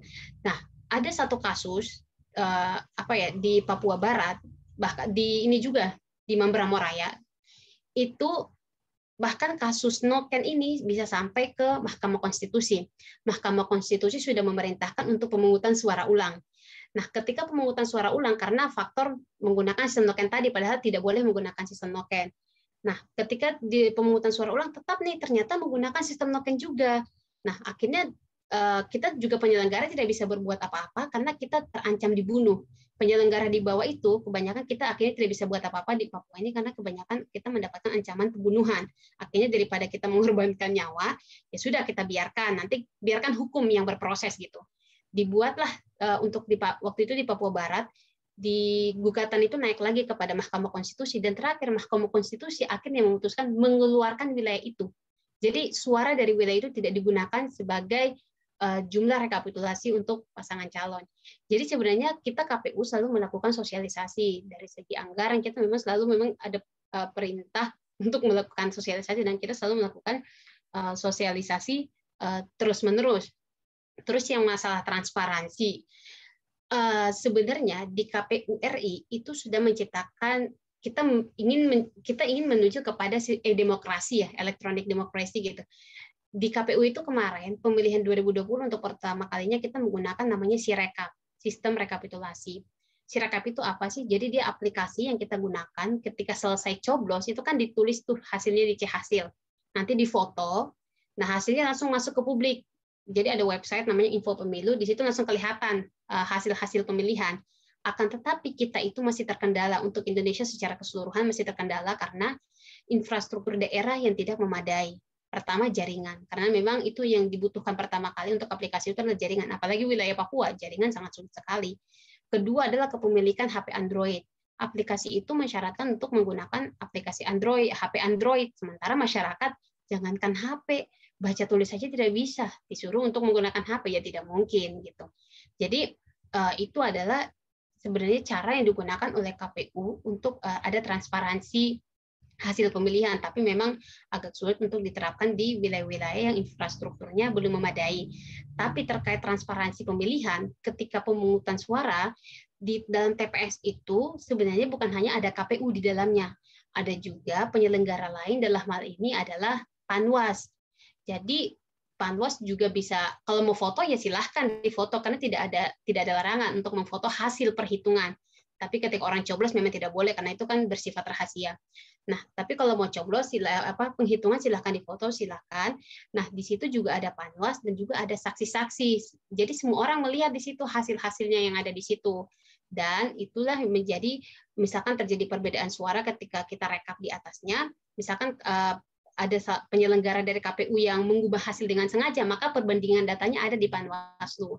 Jadi tidak mudah untuk melakukan perubahan-perubahan suara, apalagi sekarang ya dengan sistem pemilihan sekarang itu sulit untuk melakukan perubahan-perubahan hasil pemilihan dari bawah ke atas.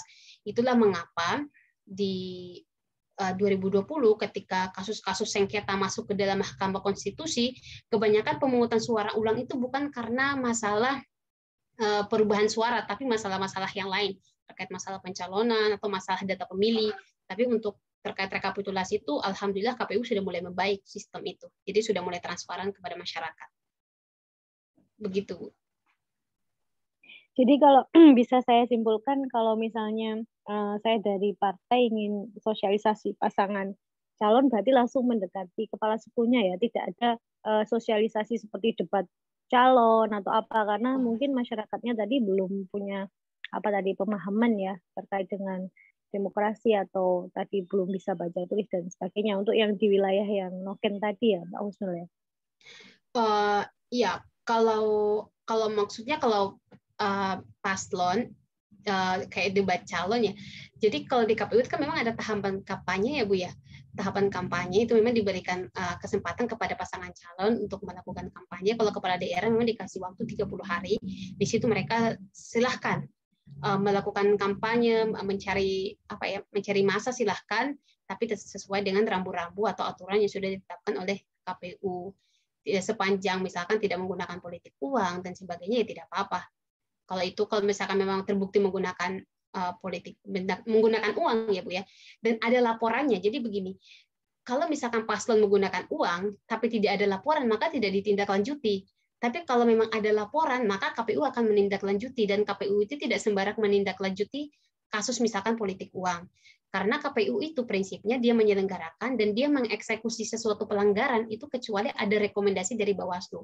Jadi kalau misalkan ada yang bilang wah dibayar apa gimana, ya silakan lapor ke Bawaslu, nanti Bawaslu memerintahkan KPU, baru kita kita eksekusi misalkan paslon-paslon yang menggunakan politik uang ketika sosialisasi ke masyarakat dan sebagainya.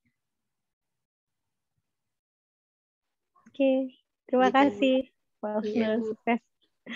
Iya, Bu. Ya, berarti tadi terkait noken itu yang kalau ketua adatnya sudah dipegang berarti ya selesai lah, suaranya ngikut semuanya. Ini seperti kultur masyarakat pesantren ya.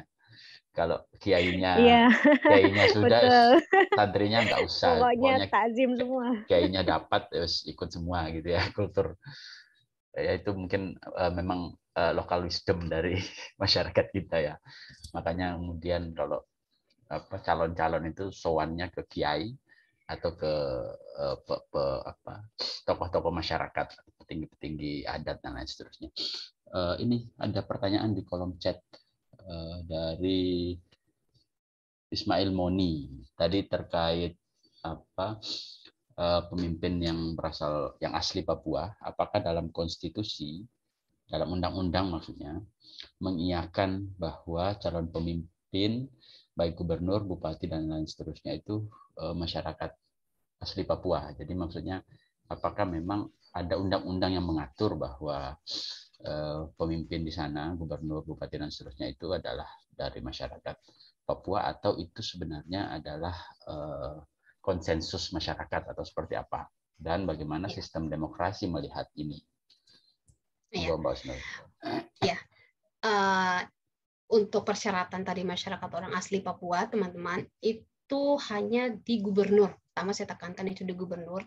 Dan apakah memang ada legitimasi hukumnya? Ya ada. Ada di Undang-Undang Otsus. Kalau teman-teman membaca Undang-Undang Otsus nomor 21 tahun 2001, kalau tidak salah pasal 6 ya, terkait syarat calon gubernur, memang poin pertama adalah orang asli Papua. Jadi memang sudah ada legitimasi hukumnya di undang-undang. Dia kan susunannya paling tinggi ya, undang-undang ya tinggi. Nah, terus selain Undang-Undang Otsus tahun 21 tahun 2021, Undang Otsus terbaru yaitu Undang-Undang Otsus nomor 2 tahun 2021 itu juga syarat itu masih tetap ada di situ. Terkait orang asli Papua itu harus sebagai calon gubernur. Tapi kalau untuk calon bupati dan wakil gubernur memang tidak ada ya terkait orang asli Papua. Nah, kalau selain Otsus ada juga Perdasus, ada juga di PKPU. Di KPU juga itu kita mengeluarkan PKPU nomor 6 tahun 2016 terkait syarat calon gubernur memang wajib orang asli Papua. Jadi memang ada legitimasi hukumnya. Nah, kenapa itu digunakan ya? Karena itu memang Papua ini adalah wilayah-wilayah khusus yang memang diakui di negara Republik Indonesia. Ini adalah wilayah yang memiliki otonomi khusus yang memang spesial gitu kekhususannya. Dan yang tadi saya bilang tadi, MK mengakomodir itu dengan tadi pasal 18B kalau nggak salah Undang-Undang 1945 tadi itu. Tapi kalau untuk bupati, wali kota memang tidak ada aturan harus orang asli Papua. Jadi mau pendatang atau tidak pendatang atau orang asli Papua boleh mencalonkan diri sebagai orang bupati atau wakil bupati. Tapi kan namanya partai politik itu kan melihat kesempatan ya. Apakah pendatang ini mampu menarik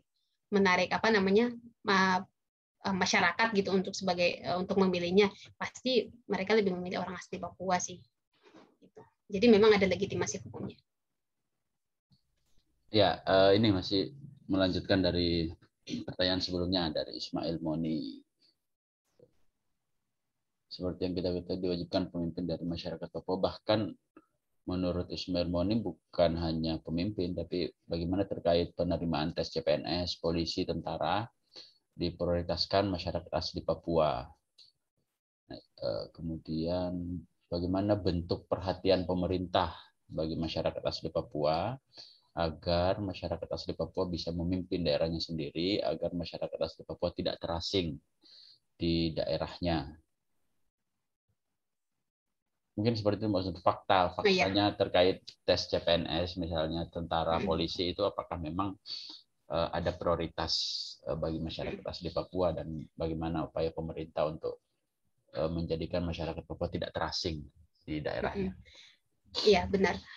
Memang dengan adanya Otsus, masyarakat Papua itu memiliki banyak keistimewaan ya, termasuk penerimaan PNS atau Polri.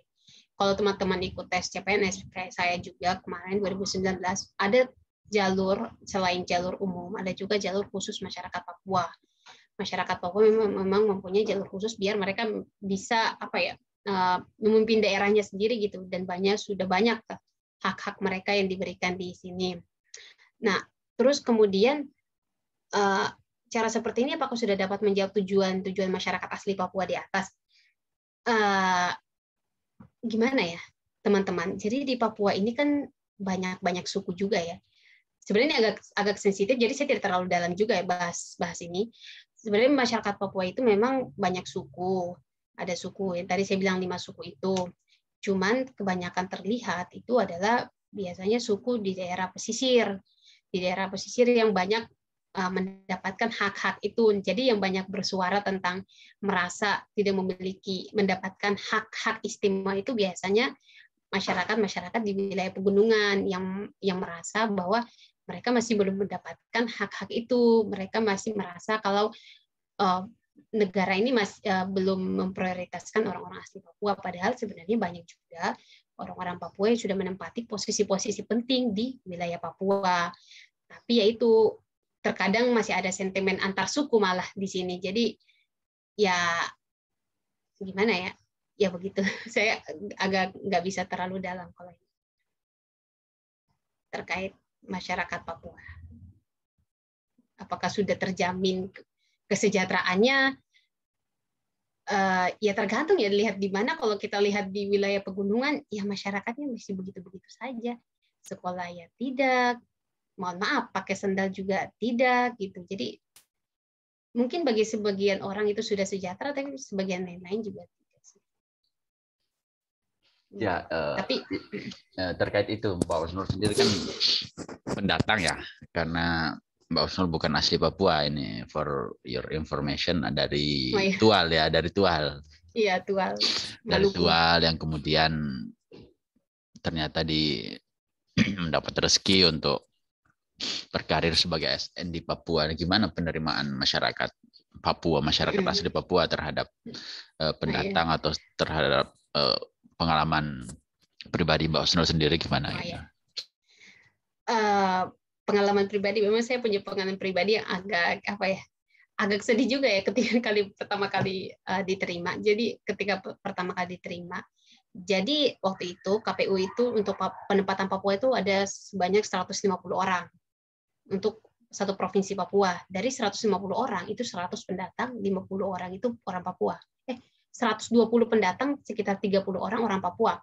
Bukan karena memang memprioritaskan orang luar, bukan. Tapi waktu itu sebenarnya orang asli Papua sudah diberikan ruang seluas-luasnya, tapi yang daftar dan yang lolos waktu itu memang tidak banyak. Akhirnya kita yang seharusnya penempatan di luar Papua malah untuk menempati posisi-posisi yang kosong yang ada di wilayah Papua.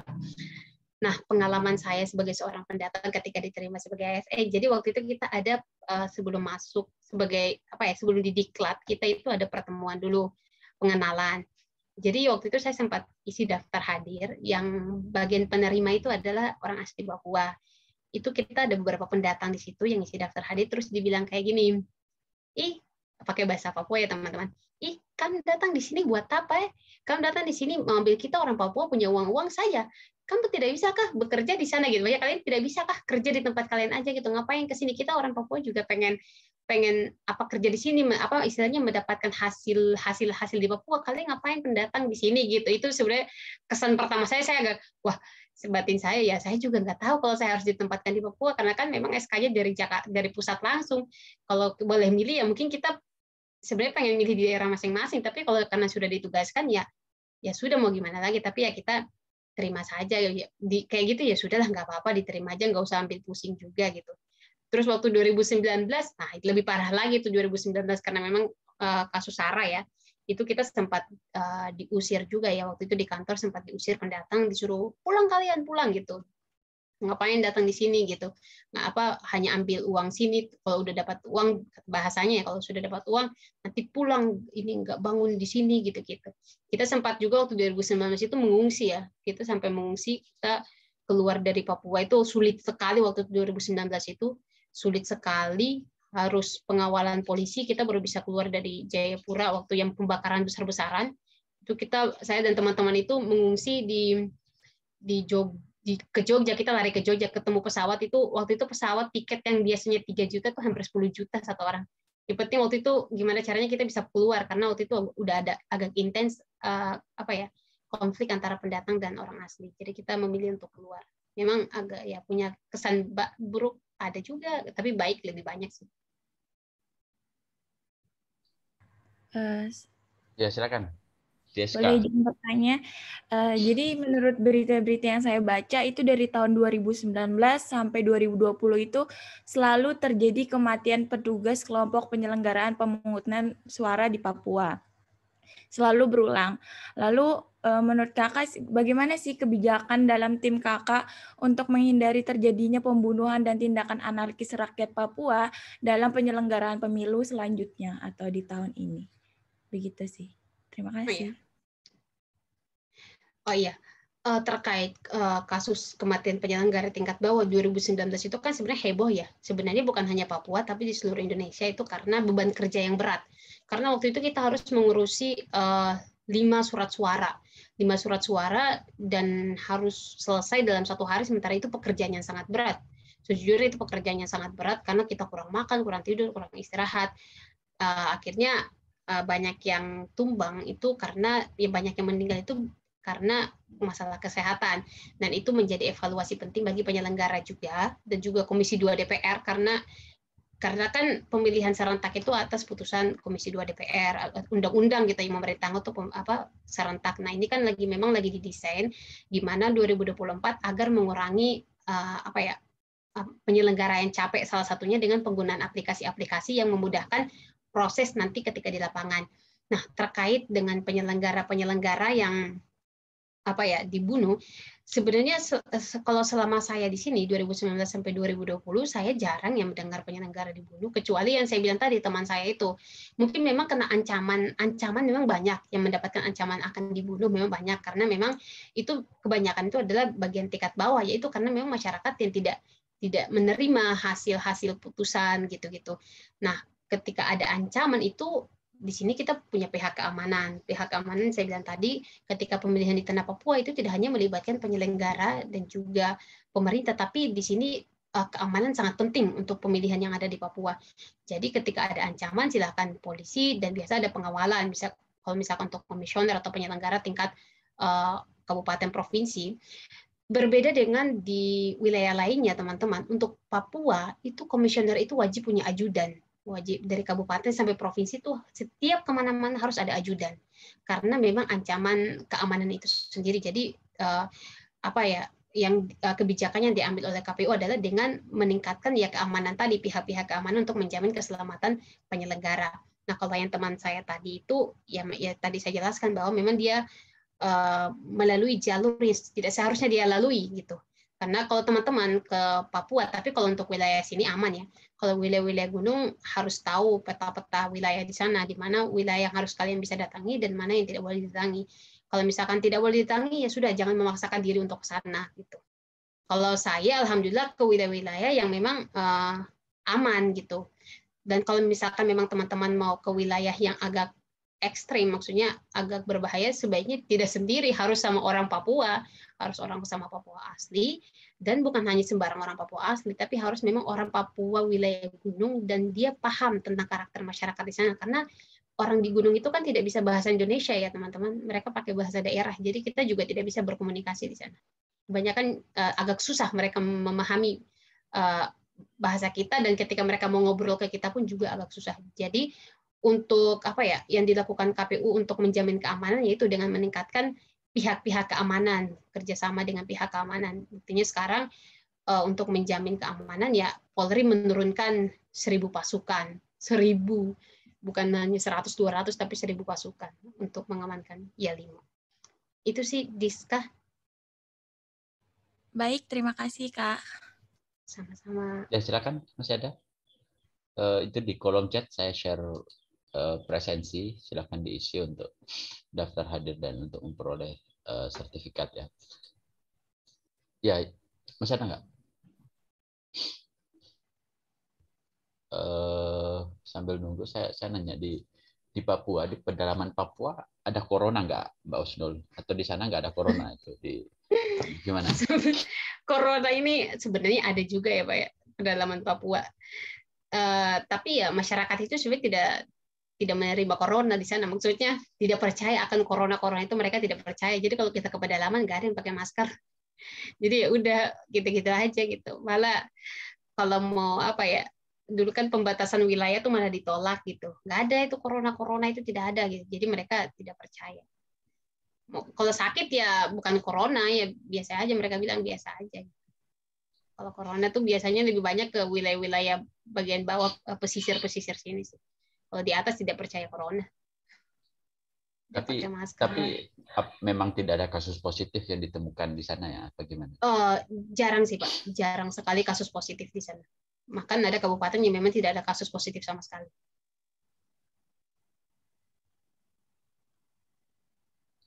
Kak, aku mau nanya lagi boleh? Boleh. Apa itu wilayah pegunung? Apa itu orang Papua itu berbeda setiap melihat dari wilayah pegunungan dan wilayah pesisir pelautan? Apa itu memiliki karakteristik orang Papua yang berbeda? Oh iya, sangat berbeda antara orang pegunungan dan orang pesisir, itu berbeda. Dari ciri-ciri fisik itu juga berbeda. Sebenarnya saya juga kadang-kadang bingung cara membedakannya, tapi kalau orang sudah lama di sini mereka bisa membedakan hanya dengan fisik. Tapi kalau orang pegunungan itu kulitnya lebih hitam, dia punya lebih kentara tuh, kulitnya lebih hitam, dan kalau kita lihat sekilas itu wajahnya kayak serem banget, kayak pemarah gitu loh. Padahal mereka sebenarnya nggak marah juga, tapi memang karakter wajahnya emang kayak gitu. Terus kalau dari bahasa, kalau orang pesisir itu masih bisa bahasa Indonesia, masih bisa kita ajak ngomong, bisa bicara. Tapi kalau orang gunung itu susah memahami bahasa Indonesia. Terus cara hidupnya juga masih cara hidupnya juga berbeda-beda.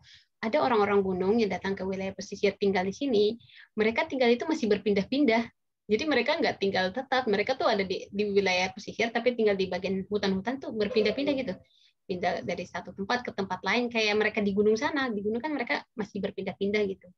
Itu yang membedakan. Pokoknya kalau orang pesisir dan orang gunung itu beda sih, beda banget. Kalau udah ngomong kita akan tahu, oh ini bukan orang ini nih, orang pesisir, ini orang gunung. Jadi memang beda sih. Oh baik, terima kasih Kak atas masukannya. Ya terkait itu menyambung itu mungkin agak sensitif ya. Apakah yang wilayah gunung yang dimaksud itu yang, mohon maaf, yang belum berpakaian seperti kita apa gimana? Yang pesisir seperti apa atau gimana? Oh iya. Kalau yang wilayah gunung yang saya datangi ya Pak ya. Kalau wilayah gunung yang saya datangi, alhamdulillah sih selama saya ke sana saya tidak melihat yang pakai koteka. Di sana kan, di sini kan koteka ya. Itu saya jarang sih lihat orang yang pakai koteka. Mungkin karena tempat yang saya datangi itu lebih ke ibu kota ya. Tapi kalau yang sudah di di kampung-kampung, memang ada beberapa yang masih menggunakan pakaian-pakaian adat. Tapi kalau di wilayah pesisir ya rata-rata sudah tidak pakai koteka, kecuali memang ada acara-acara adat atau memang ada acara besar, itu baru mereka pakai pakaian tradisional. Tapi kalau untuk orang yang menggunakan pakaian koteka itu memang wilayah yang memang di pedalaman sekali, Pak. Kalau di wilayah kabupaten tapi masih di wilayah ibu kotanya memang jarang, tidak ada yang pakai ini. Tapi kalau tidak pakai sendal jalan itu memang masih banyak yang mereka tidak menggunakan sendal. Karena memang kakinya juga kuat gitu. Nggak pakai sendal juga nggak apa-apa. Itu, Pak. Ya, oke. Yang lain mungkin masih ada yang mau disampaikan. Saya tambahan dikit ya, boleh nggak Pak? Silakan. Soal koteka Pak, soalnya apa? Kebetulan saya dari Kaimana, Papua Barat Pak. Bapak saya orang Papua. Kebetulan ini Koteka itu sepemahaman saya dia tidak rata pakaian adat seluruh Papua, Pak. Jadi apa namanya? Kalau di kami di Kaimana itu kita pakai kulit kayu. Kayak bahasanya di sana bilangnya cawat gitulah untuk menjadi pakaian adat. Jadi untuk Koteka dia tidak rata gitu. Mungkin itu sedikit tambahan aja. Mungkin itu Pak. Terima kasih. Ya, Sanul Farangara ini asli Papua ya? Iya, bapak saya orang Papua, mama saya orang Buton. Tapi saya dari kecil sampai SMA baru merantau. Itu tinggal di Papua, di Kaimana. Kaimana? Papua Barat ya, Papua Barat. Iya.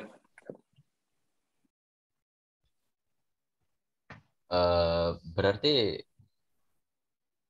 apa namanya? Secara ini Ihsanul orang asli Papua apa gimana itu statusnya? Kalau percampuran begitu statusnya gimana?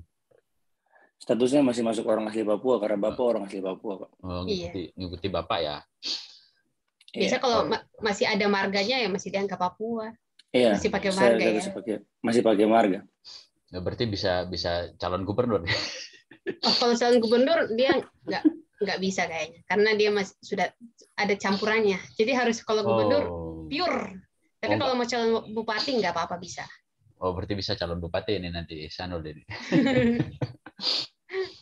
Oh, berarti yang gubernur tadi memang pure harus asli keturunan ibu dan bapak harus ini ya, nggak boleh campuran. Iya harus dan harus mendapatkan istilahnya surat izin dari MRP. Jadi MRP itu yang akan membuktikan apakah dia benar-benar orang Papua apa enggak gitu.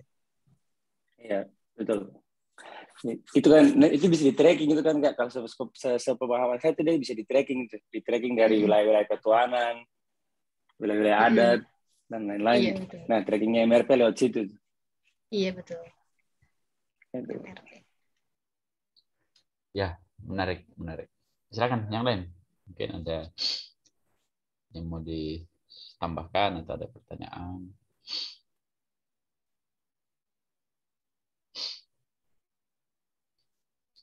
Kalau gitu gini, satu lagi Mbak Husnul terkait dalam proses penyelenggaraan pemilihan itu kan ada misalnya media asing mungkin atau relawan asing atau dari NGO atau dari manapun yang asing yang berasal dari luar negeri yang mungkin memantau atau menyaksikan proses penyelenggaraan pemilihan di Papua. Nah, itu gimana penerimaan masyarakat di sana terhadap orang-orang asing itu seperti apa? Iya ya Pak ya. Sebenarnya Pak ya, selama saya di sini, saya tidak pernah melihat ada untuk maksudnya berinteraksi langsung dengan kita penyelenggara. Saya tidak pernah melihat ada media asing Pak yang berhubungan langsung dengan kita penyelenggara terkait pemilihan yang ada di Papua. Tapi saya nggak tahu kalau misalkan mereka terlibat dengan pasangan calon terkait kepentingannya. Itu ada apa enggak ya kita kurang tahu sih Pak. Tapi kalau untuk penyelenggara sendiri kita tidak pernah terlibat dengan pihak-pihak asing. Paling cuman kayak waktu itu dari kedutaan Amerika ya. Tapi itu kayak cuman kayak studi banding gitu aja sih Pak. Tapi jarang kita melihat pihak-pihak asing untuk terlibat itu jarang sekali Pak. Tidak pernah malah saya bertemu dengan pihak-pihak asing. Tapi kalau kehadiran orang asing untuk wisata atau traveling dan seterusnya, gimana penerimaan masyarakat di sana? Kalau di Papua ya, di Jayapura Pak ya, kalau kita mau kabupaten, pesawat-pesawat kecil yang saya sebutkan tadi itu yang bawa pilotnya itu orang asing semua Pak. Jadi di sini pesawat-pesawat kecil itu orang asing yang bawa, orang-orang dari Australia. Kebanyakan dari Australia, mereka tuh biasanya bolak-balik Papua Australia atau New Zealand itu biasa bolak-balik. Di sini tuh banyak orang asing yang tinggal di sini, bahkan menikah dengan masyarakat di sini. Bicaranya pun kadang-kadang kita kaget, pilotnya itu kita pakai bahasa Inggris, jawabnya pakai bahasa Papua. Jadi kita, kok dia jawabnya bahasa Papua? Jadi kita ketawa sendiri gitu, bukan bahasa Indonesia, malah bahasa Papua. Kamu naik sudah, gitu. Kok dia bisanya bahasa Papua? Jadi itu Dan di sini Pak, orang yang di sini itu selain pilot-pilot itu saya kurang tahu di Kristen itu apa namanya, kayak pendeta-pendeta atau yang membawa agama ya. Pokoknya di sini di Kristen itu kebanyakan juga masih orang asing. Orang-orang asing di wilayah gunung itu pendeta-pendetanya itu ada beberapa tuh masih orang asing yang mereka benar-benar menghormati orang-orang asing itu sebagai pembawa Alkitab ya di tanah Papua itu. Dan di sini banyak malah. Iya. Jadi ada satu sekolah international school gitu isinya orang asing. Jadi banyak orang asing di Papua.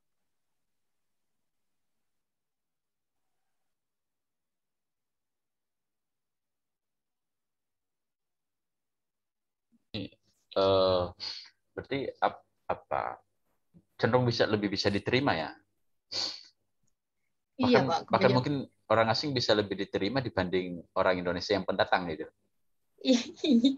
Iya, kalau di wilayah gunung ya, karena orang-orang di wilayah pegunungan, Pak, selain mereka itu selain patuh kepada kepala suku, kepala agama itu memiliki peranan yang sangat kuat untuk mempengaruhi kepala suku dan masyarakat di sana.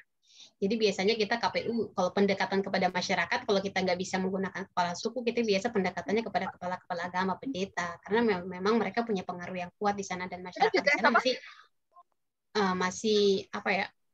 masih patuh lah, masih mendengarkan pendapat-pendapat dari pendeta-pendeta di sana.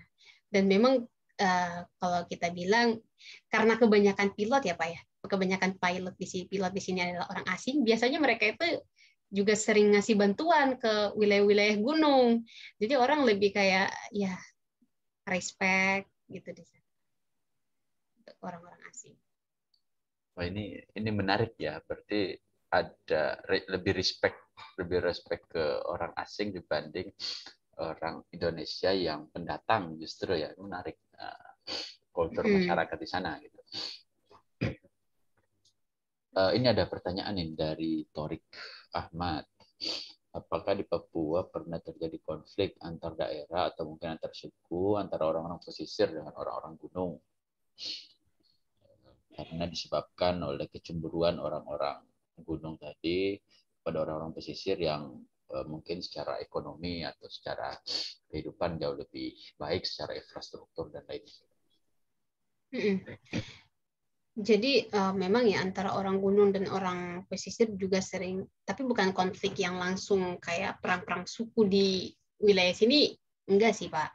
Cuman memang masih sentimen-sentimen orang gunung pesisir di sini juga masih kuat. Jadi di sini itu bukan hanya masalah pendatang dengan orang asli Papua, tapi juga orang asli sama orang asli Papua itu juga sendiri. Jadi antara orang pesisir dan juga orang gunung.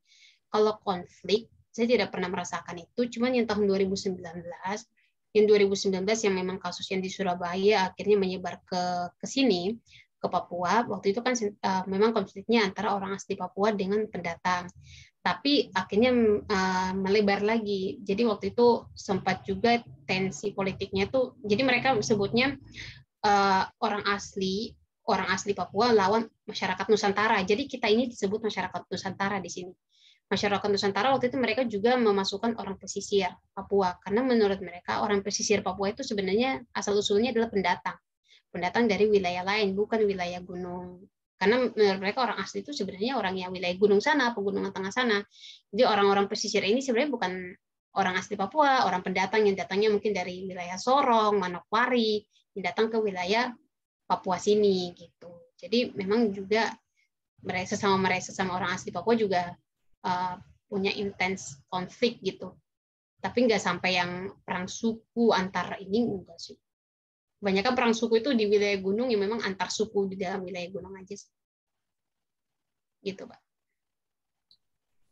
Ya, ini ada terminologi yang menarik, masyarakat Nusantara ya, masyarakat Nusantara versus masyarakat asli Papua. Iya, kita itu sebutannya masyarakat Nusantara. Berarti semua yang bukan orang asli Papua itu adalah masyarakat Nusantara gitu. Iya, masyarakat Nusantara. Tadi ada yang sempat angkat tangan, tapi udah diturunkan lagi. Oh ya, silakan Rizwar ya. Kak mau nanya, tadi kan ada varian noken itu yang dia berbaris gitu. Nah ini saya mendengar itu membayangin itu kan nggak ada rahasianya tuh, berarti sedangkan asas pemilu kan apa luber-jurdil, ada rahasia di situ.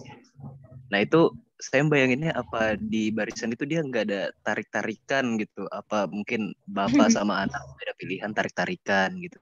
Soalnya saya ngelihat di tempat lain aja kalau ketahuan milih di luar pilihan mayoritas tempat tinggalnya itu aja bisa jadi omongan gitu. Jadi kalau pengalamannya kakak gimana tuh? Makasih. Iya. Jadi memang ya kalau sistem yang apa ya noken pengganti kotak suara, biasanya masyarakat itu memang berdiri, tapi tetap berdirinya ngikut kepala suku. Ujung-ujungnya semuanya itu pengaruhnya ada di kepala suku. Jadi ketika kepala sukunya berdiri di noken itu atau perintahnya kepala sukunya berdiri di situ, ya di situ gitu. Nah, ketika memang terjadi perbedaan pendapat, misalkan di dalam satu distrik sudah kesepakatan misalkan ke noken A, tapi ternyata ada yang ke noken B. Nah, biasanya ujung-ujungnya adalah perang antar suku itu ketika memang terjadi perbedaan. Makanya noken ini kadang-kadang menjamin hak-hak adat masyarakat, tapi juga memunculkan konflik. Tapi konfliknya tidak sampai yang parah-parah juga ya, karena bisa diamankan. Malah akan lebih berbahaya jika kita menggunakan sistem one man one vote tadi, yang memang dalam sistem noken memang prinsip-prinsip pemilihan yang luber-jurdil itu memang tidak ada di situ. Rahasia, nggak ada rahasia-rahasiaan lagi. Yaitu dimaklumi sama Mahkamah Konstitusi tadi dengan pasal yang tadi 18B kalau tidak salah itu, tentang bagaimana menghargai hak-hak adat masyarakat adat gitu. Dan memang bukan tarik menarik ya, lebih kepada kalau udah kepala sukunya berdiri di situ ya udah kita ngikut nih kepala suku gitu.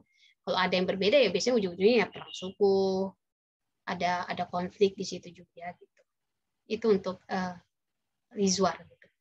Dan kalau di Papua itu teman-teman tidak bisa kita menerapkan semua aturan di Papua, susah sekali. Kalau kita mau menerapkan itu sebagai penyelenggara, maka ancamannya adalah nyawa kita sendiri gitu. Jadi ya mau nggak mau ya udah kita ngikutin aja gitu. Tapi kan nanti kita berproses di hukum, bagaimana nanti putusan akhirnya di lembaga yang berhak untuk mengadili itu gimana gitu. Jadi ya di Papua itu ya seperti itu. Begitu Rizwar. Oke, makasih. Iya. Tadi Ismail Moni tadi raise hand atau Hendy? Oh, ganti perasaan tadi Ismail Moni namanya ini. Mohon maaf Pak, sebenarnya Muhammad Hendy, cuman karena device saya bermasalah jadi pakai device teman.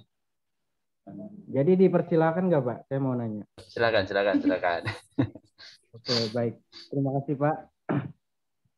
Jadi saya ingin bertanya tentang ini proses pemilihan umum di Papua yang mana kira-kira ada nggak persiapan khusus guna mencegah adanya serangan dari kelompok-kelompok bersenjata seperti yang dijelaskan oleh Mbak Husnul di awal tadi.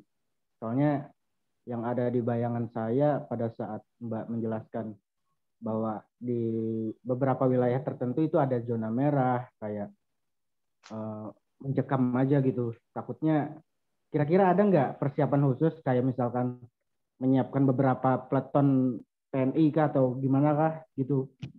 Kira-kira ada nggak persiapan khusus itu? Terima kasih. Iya. Untuk Hendy ya, pastinya ada ya persiapan itu, karena yang saya bilang tadi, ketika menyelenggarakan pemilihan itu pasti kita melibatkan pihak keamanan, dan pihak keamanan itu ketika kita libatkan mereka tuh sudah punya strategi bahkan sampai ke tingkat TPS, berapa pasukan yang harus mereka tempatkan di sana gitu. Tapi kalau boleh jujur ya teman-teman, sebenarnya fakta di lapangan memang kebanyakan itu tidak sesuai dengan regulasi yang ada. Kayak misalkan wilayah-wilayah yang memang rawan dengan KKB itu sebenarnya kan wilayah-wilayah ini juga kebanyakan menggunakan sistem noken.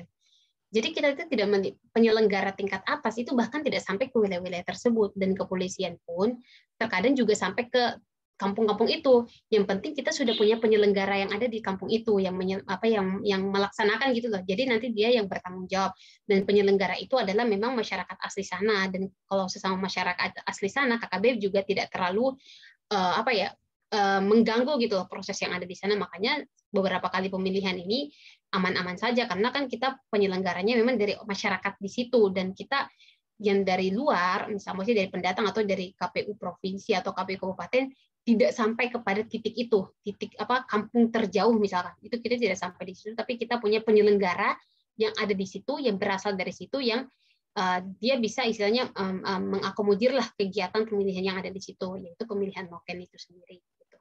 Jadi memang tetap kita tuh melibatkan pihak keamanan, dan pihak keamanan itu juga tidak hanya kepolisian, kita pasti juga melibatkan TNI, dan mereka juga punya strategi masing-masing di mana untuk mengamankan pemilihan, menempatkan pasukan-pasukan di sana gitu. Kalau misalkan dari Polda itu tidak cukup, biasanya untuk Papua itu kita meminta bantuan dari Polda dari wilayah lain, misalkan Makassar. Kemarin ada sempat bantuan dari Manado, Makassar, Aceh itu untuk membantu mengamankan di wilayah Papua ketika terjadi pemilihan. Begitu, Hendy. Ya, mungkin terakhir ini dari Ihsanul. Silakan, ada yang mau disampaikan?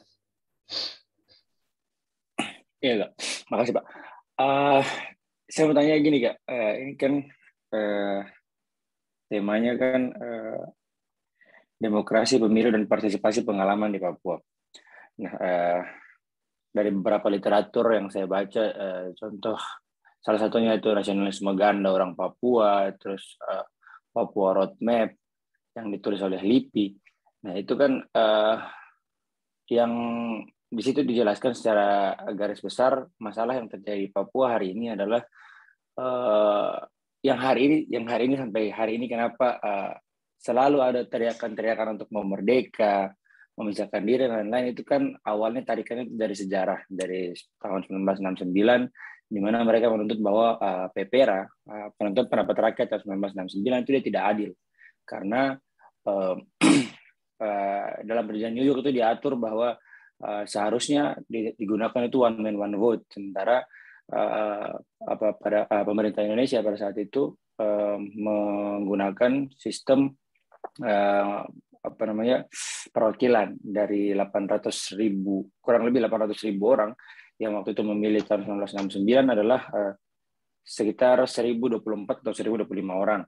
Nah, pertanyaan saya, kira-kira dari sejak awal masuk, mungkin tariknya terlalu jauh atau nanti mungkin bisa dikecilkan, sejak awal Papua masuk ke Indonesia sampai detik ini, kira-kira perkembangan apa yang signifikan yang membedakan antara zaman dulu tahun 1969 dan sekarang? Karena kalau dari berdasarkan penjelasan kakak tadi, sama saya juga. Jadi masalah itu dia tidak terjawab, dia malah terulang lagi dengan tidak diterapkan one man one vote itu. Ya oke, mungkin kita di Papua betul, memang kita masih mendengar apa kata kepala suku dan lain-lain, tapi berarti kesalahan yang saya tangkap tadi adalah kesalahan tahun 1969 hari ini diulang lagi dengan tidak menerapkan one man one vote, tapi menerapkan sistem noken yang beradaptasi dari budaya-budaya sekitar. Kira-kira perkembangannya apa tuh, Kak? Kira-kira perkembangan signifikan apa yang terjadi di Papua dari 69 sampai sekarang terkait dengan partisipasi politik orang Papua? Mungkin itu, Kak. Terima kasih. Oh iya, siapa Ihsanul mungkin karena orang Papua ya, jadi lebih tahu tentang perkembangan 69 ya, lebih paham gitu. Cuman kalau yang saya tangkap ya, dari saya kan sering juga maksudnya diskusi dengan pimpinan-pimpinan yang memang orang asli Papua yang sudah lama di sini. Kalau menurut mereka memang perkembangan, terutama dalam penggunaan noken ya, perkembangan demokrasi Papua untuk lebih baik itu ya semakin hari semakin menunjukkan komitmen masyarakat untuk menuju kepada sistem yang one man one vote yang saya bilang tadi, terbukti dengan misalkan Jayawijaya yang awalnya seluruh wilayah itu menggunakan sistem noken, sekarang itu masyarakat mulai paham tentang demokrasi, mulai mengenyam pendidikan, karena kan memang sekarang yang saya lihat juga untuk masyarakat Papua itu banyak ya pemerintah memberikan beasiswa kepada masyarakat daerah itu untuk mengenyam pendidikan di luar. Jadi mereka ketika kembali mungkin juga bisa memberikan pemahaman kepada keluarga-keluarganya. Akhirnya wilayah-wilayah yang awalnya di awal banyak menggunakan sistem noken mulai berkurang dengan penggunaan sistem noken. Meskipun ya tidak banyak juga, dan meskipun juga misalkan nih Yalimo ini kan sebenarnya bukan atas kesepakatan masyarakat yang mereka mencabut diri sebagai pengguna noken, tapi kita juga tidak bisa mengatakan bahwa di Yalimo ya 100% juga menggunakan sistem noken, karena ada juga di fakta lapangan misalkan di distrik Elelim mereka menggunakan sistem one man one vote. Jadi kalau menurut saya perkembangan antara 69 sampai sekarang, mungkin bukan 69 ya, 2000-an lah ya, sampai sekarang lebih bagus sih, maksudnya demokrasi yang ada di Papua lebih bagus karena masyarakat mulai lebih paham dan mulai paham tentang demokrasi dan paham tentang penggunaan ya sistem one man one vote tadi gitu. Tapi untuk memang wilayah pegunungan ya masih begitu saja, karena begini, kalau untuk wilayah pegunungan itu memang agak sulit dijangkau ya teman-teman. Ketika kita mau sosialisasikan, memberikan pendidikan terkait demokrasi itu agak sulit. Pertama karena kita terkendala bahasa dulu. Pertama kita tuh terkendala bahasa. Yang kedua kita terkendala dengan struktur geografis wilayah. Kita mau ke sana tuh agak sulit. Yang ketiga masalah keamanan. Jadi ya ini tuh agak bertahap. Tapi kita sebagai penyelenggara ya bersyukur ketika mulai satu TPS, satu kampung lepas itu kita bersyukur, berarti kita melihat bahwa ternyata memang ada perkembangan demokrasi di tanah Papua. Jadi tidak stuck tiap tahun penggunaan sistem noken gitu-gitu aja, malah tiap tahun itu mulai berkurang. Jadi kita memahami bahwa masyarakat mulai paham tentang demokrasi itu sendiri. Gitu Ihsan, mungkin. Ya,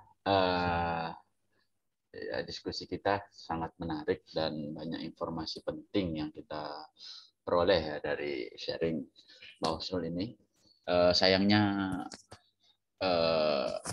ya waktu kita sangat terbatas. Ini luar biasa Mbak Husnul, dari 8:30 sampai 10:30 ngomong 2 jam nonstop merespon pertanyaan dari teman-teman, dan memang ada sangat banyak informasi yang sangat menarik yang kita bisa peroleh, yang mungkin itu tidak kita temukan dalam referensi-referensi tertulis ya, karena memang dikisahkan langsung oleh pelaku, oleh orang yang kemudian mengalami itu. Nah sayangnya waktu kita terbatas, mungkin di lain kesempatan kami berharap Pak Husnul masih bersedia untuk bisa sharing dengan teman-teman di kesempatan lain ataupun di agenda lain. Terima kasih yang sebesar-besarnya atas waktunya, atas sharingnya, meskipun mungkin ada banyak kesibukan lain, apalagi kita bukan hanya terbentang jarak tapi juga terbentang waktu ya. Di sana 1:30 ya di sana ya? Iya, 1:30. Di sana sudah 1:30, sudah waktunya makan siang. Di sini baru 10:30. Ya, sekali lagi terima kasih atas waktunya. Mau kembali ke Prodi HI ya, semoga ke depan bisa kembali berkontribusi untuk Prodi HI, karena tentu ada ikatan bukan ikatan emosional dan ikatan akademik ya dengan Prodi HI, sehingga tentu kontribusi Mbak Husnul ke depan, dan mungkin juga dengan teman-teman di sana, mungkin kami dari Prodi HI titip salam buat teman-teman di sana yang mungkin sewaktu-waktu bisa kami harapkan untuk berkontribusi mengisi materi atau apapun itu pada agenda-agenda selanjutnya. Terima kasih Mbak Husnul, semoga karirnya sukses selalu, lancar di sana, dan bisa terus memberi kontribusi sebagai pengawal demokrasi. Ya, terima kasih teman-teman atas waktunya. Kita akhiri ya. Iya, Pak. Oke, kita akhiri. Selamat siang. Assalamualaikum warahmatullahi wabarakatuh. Waalaikumsalam. Waalaikumsalam warahmatullahi wabarakatuh. Oke, Mbak. Makasih, Mbak.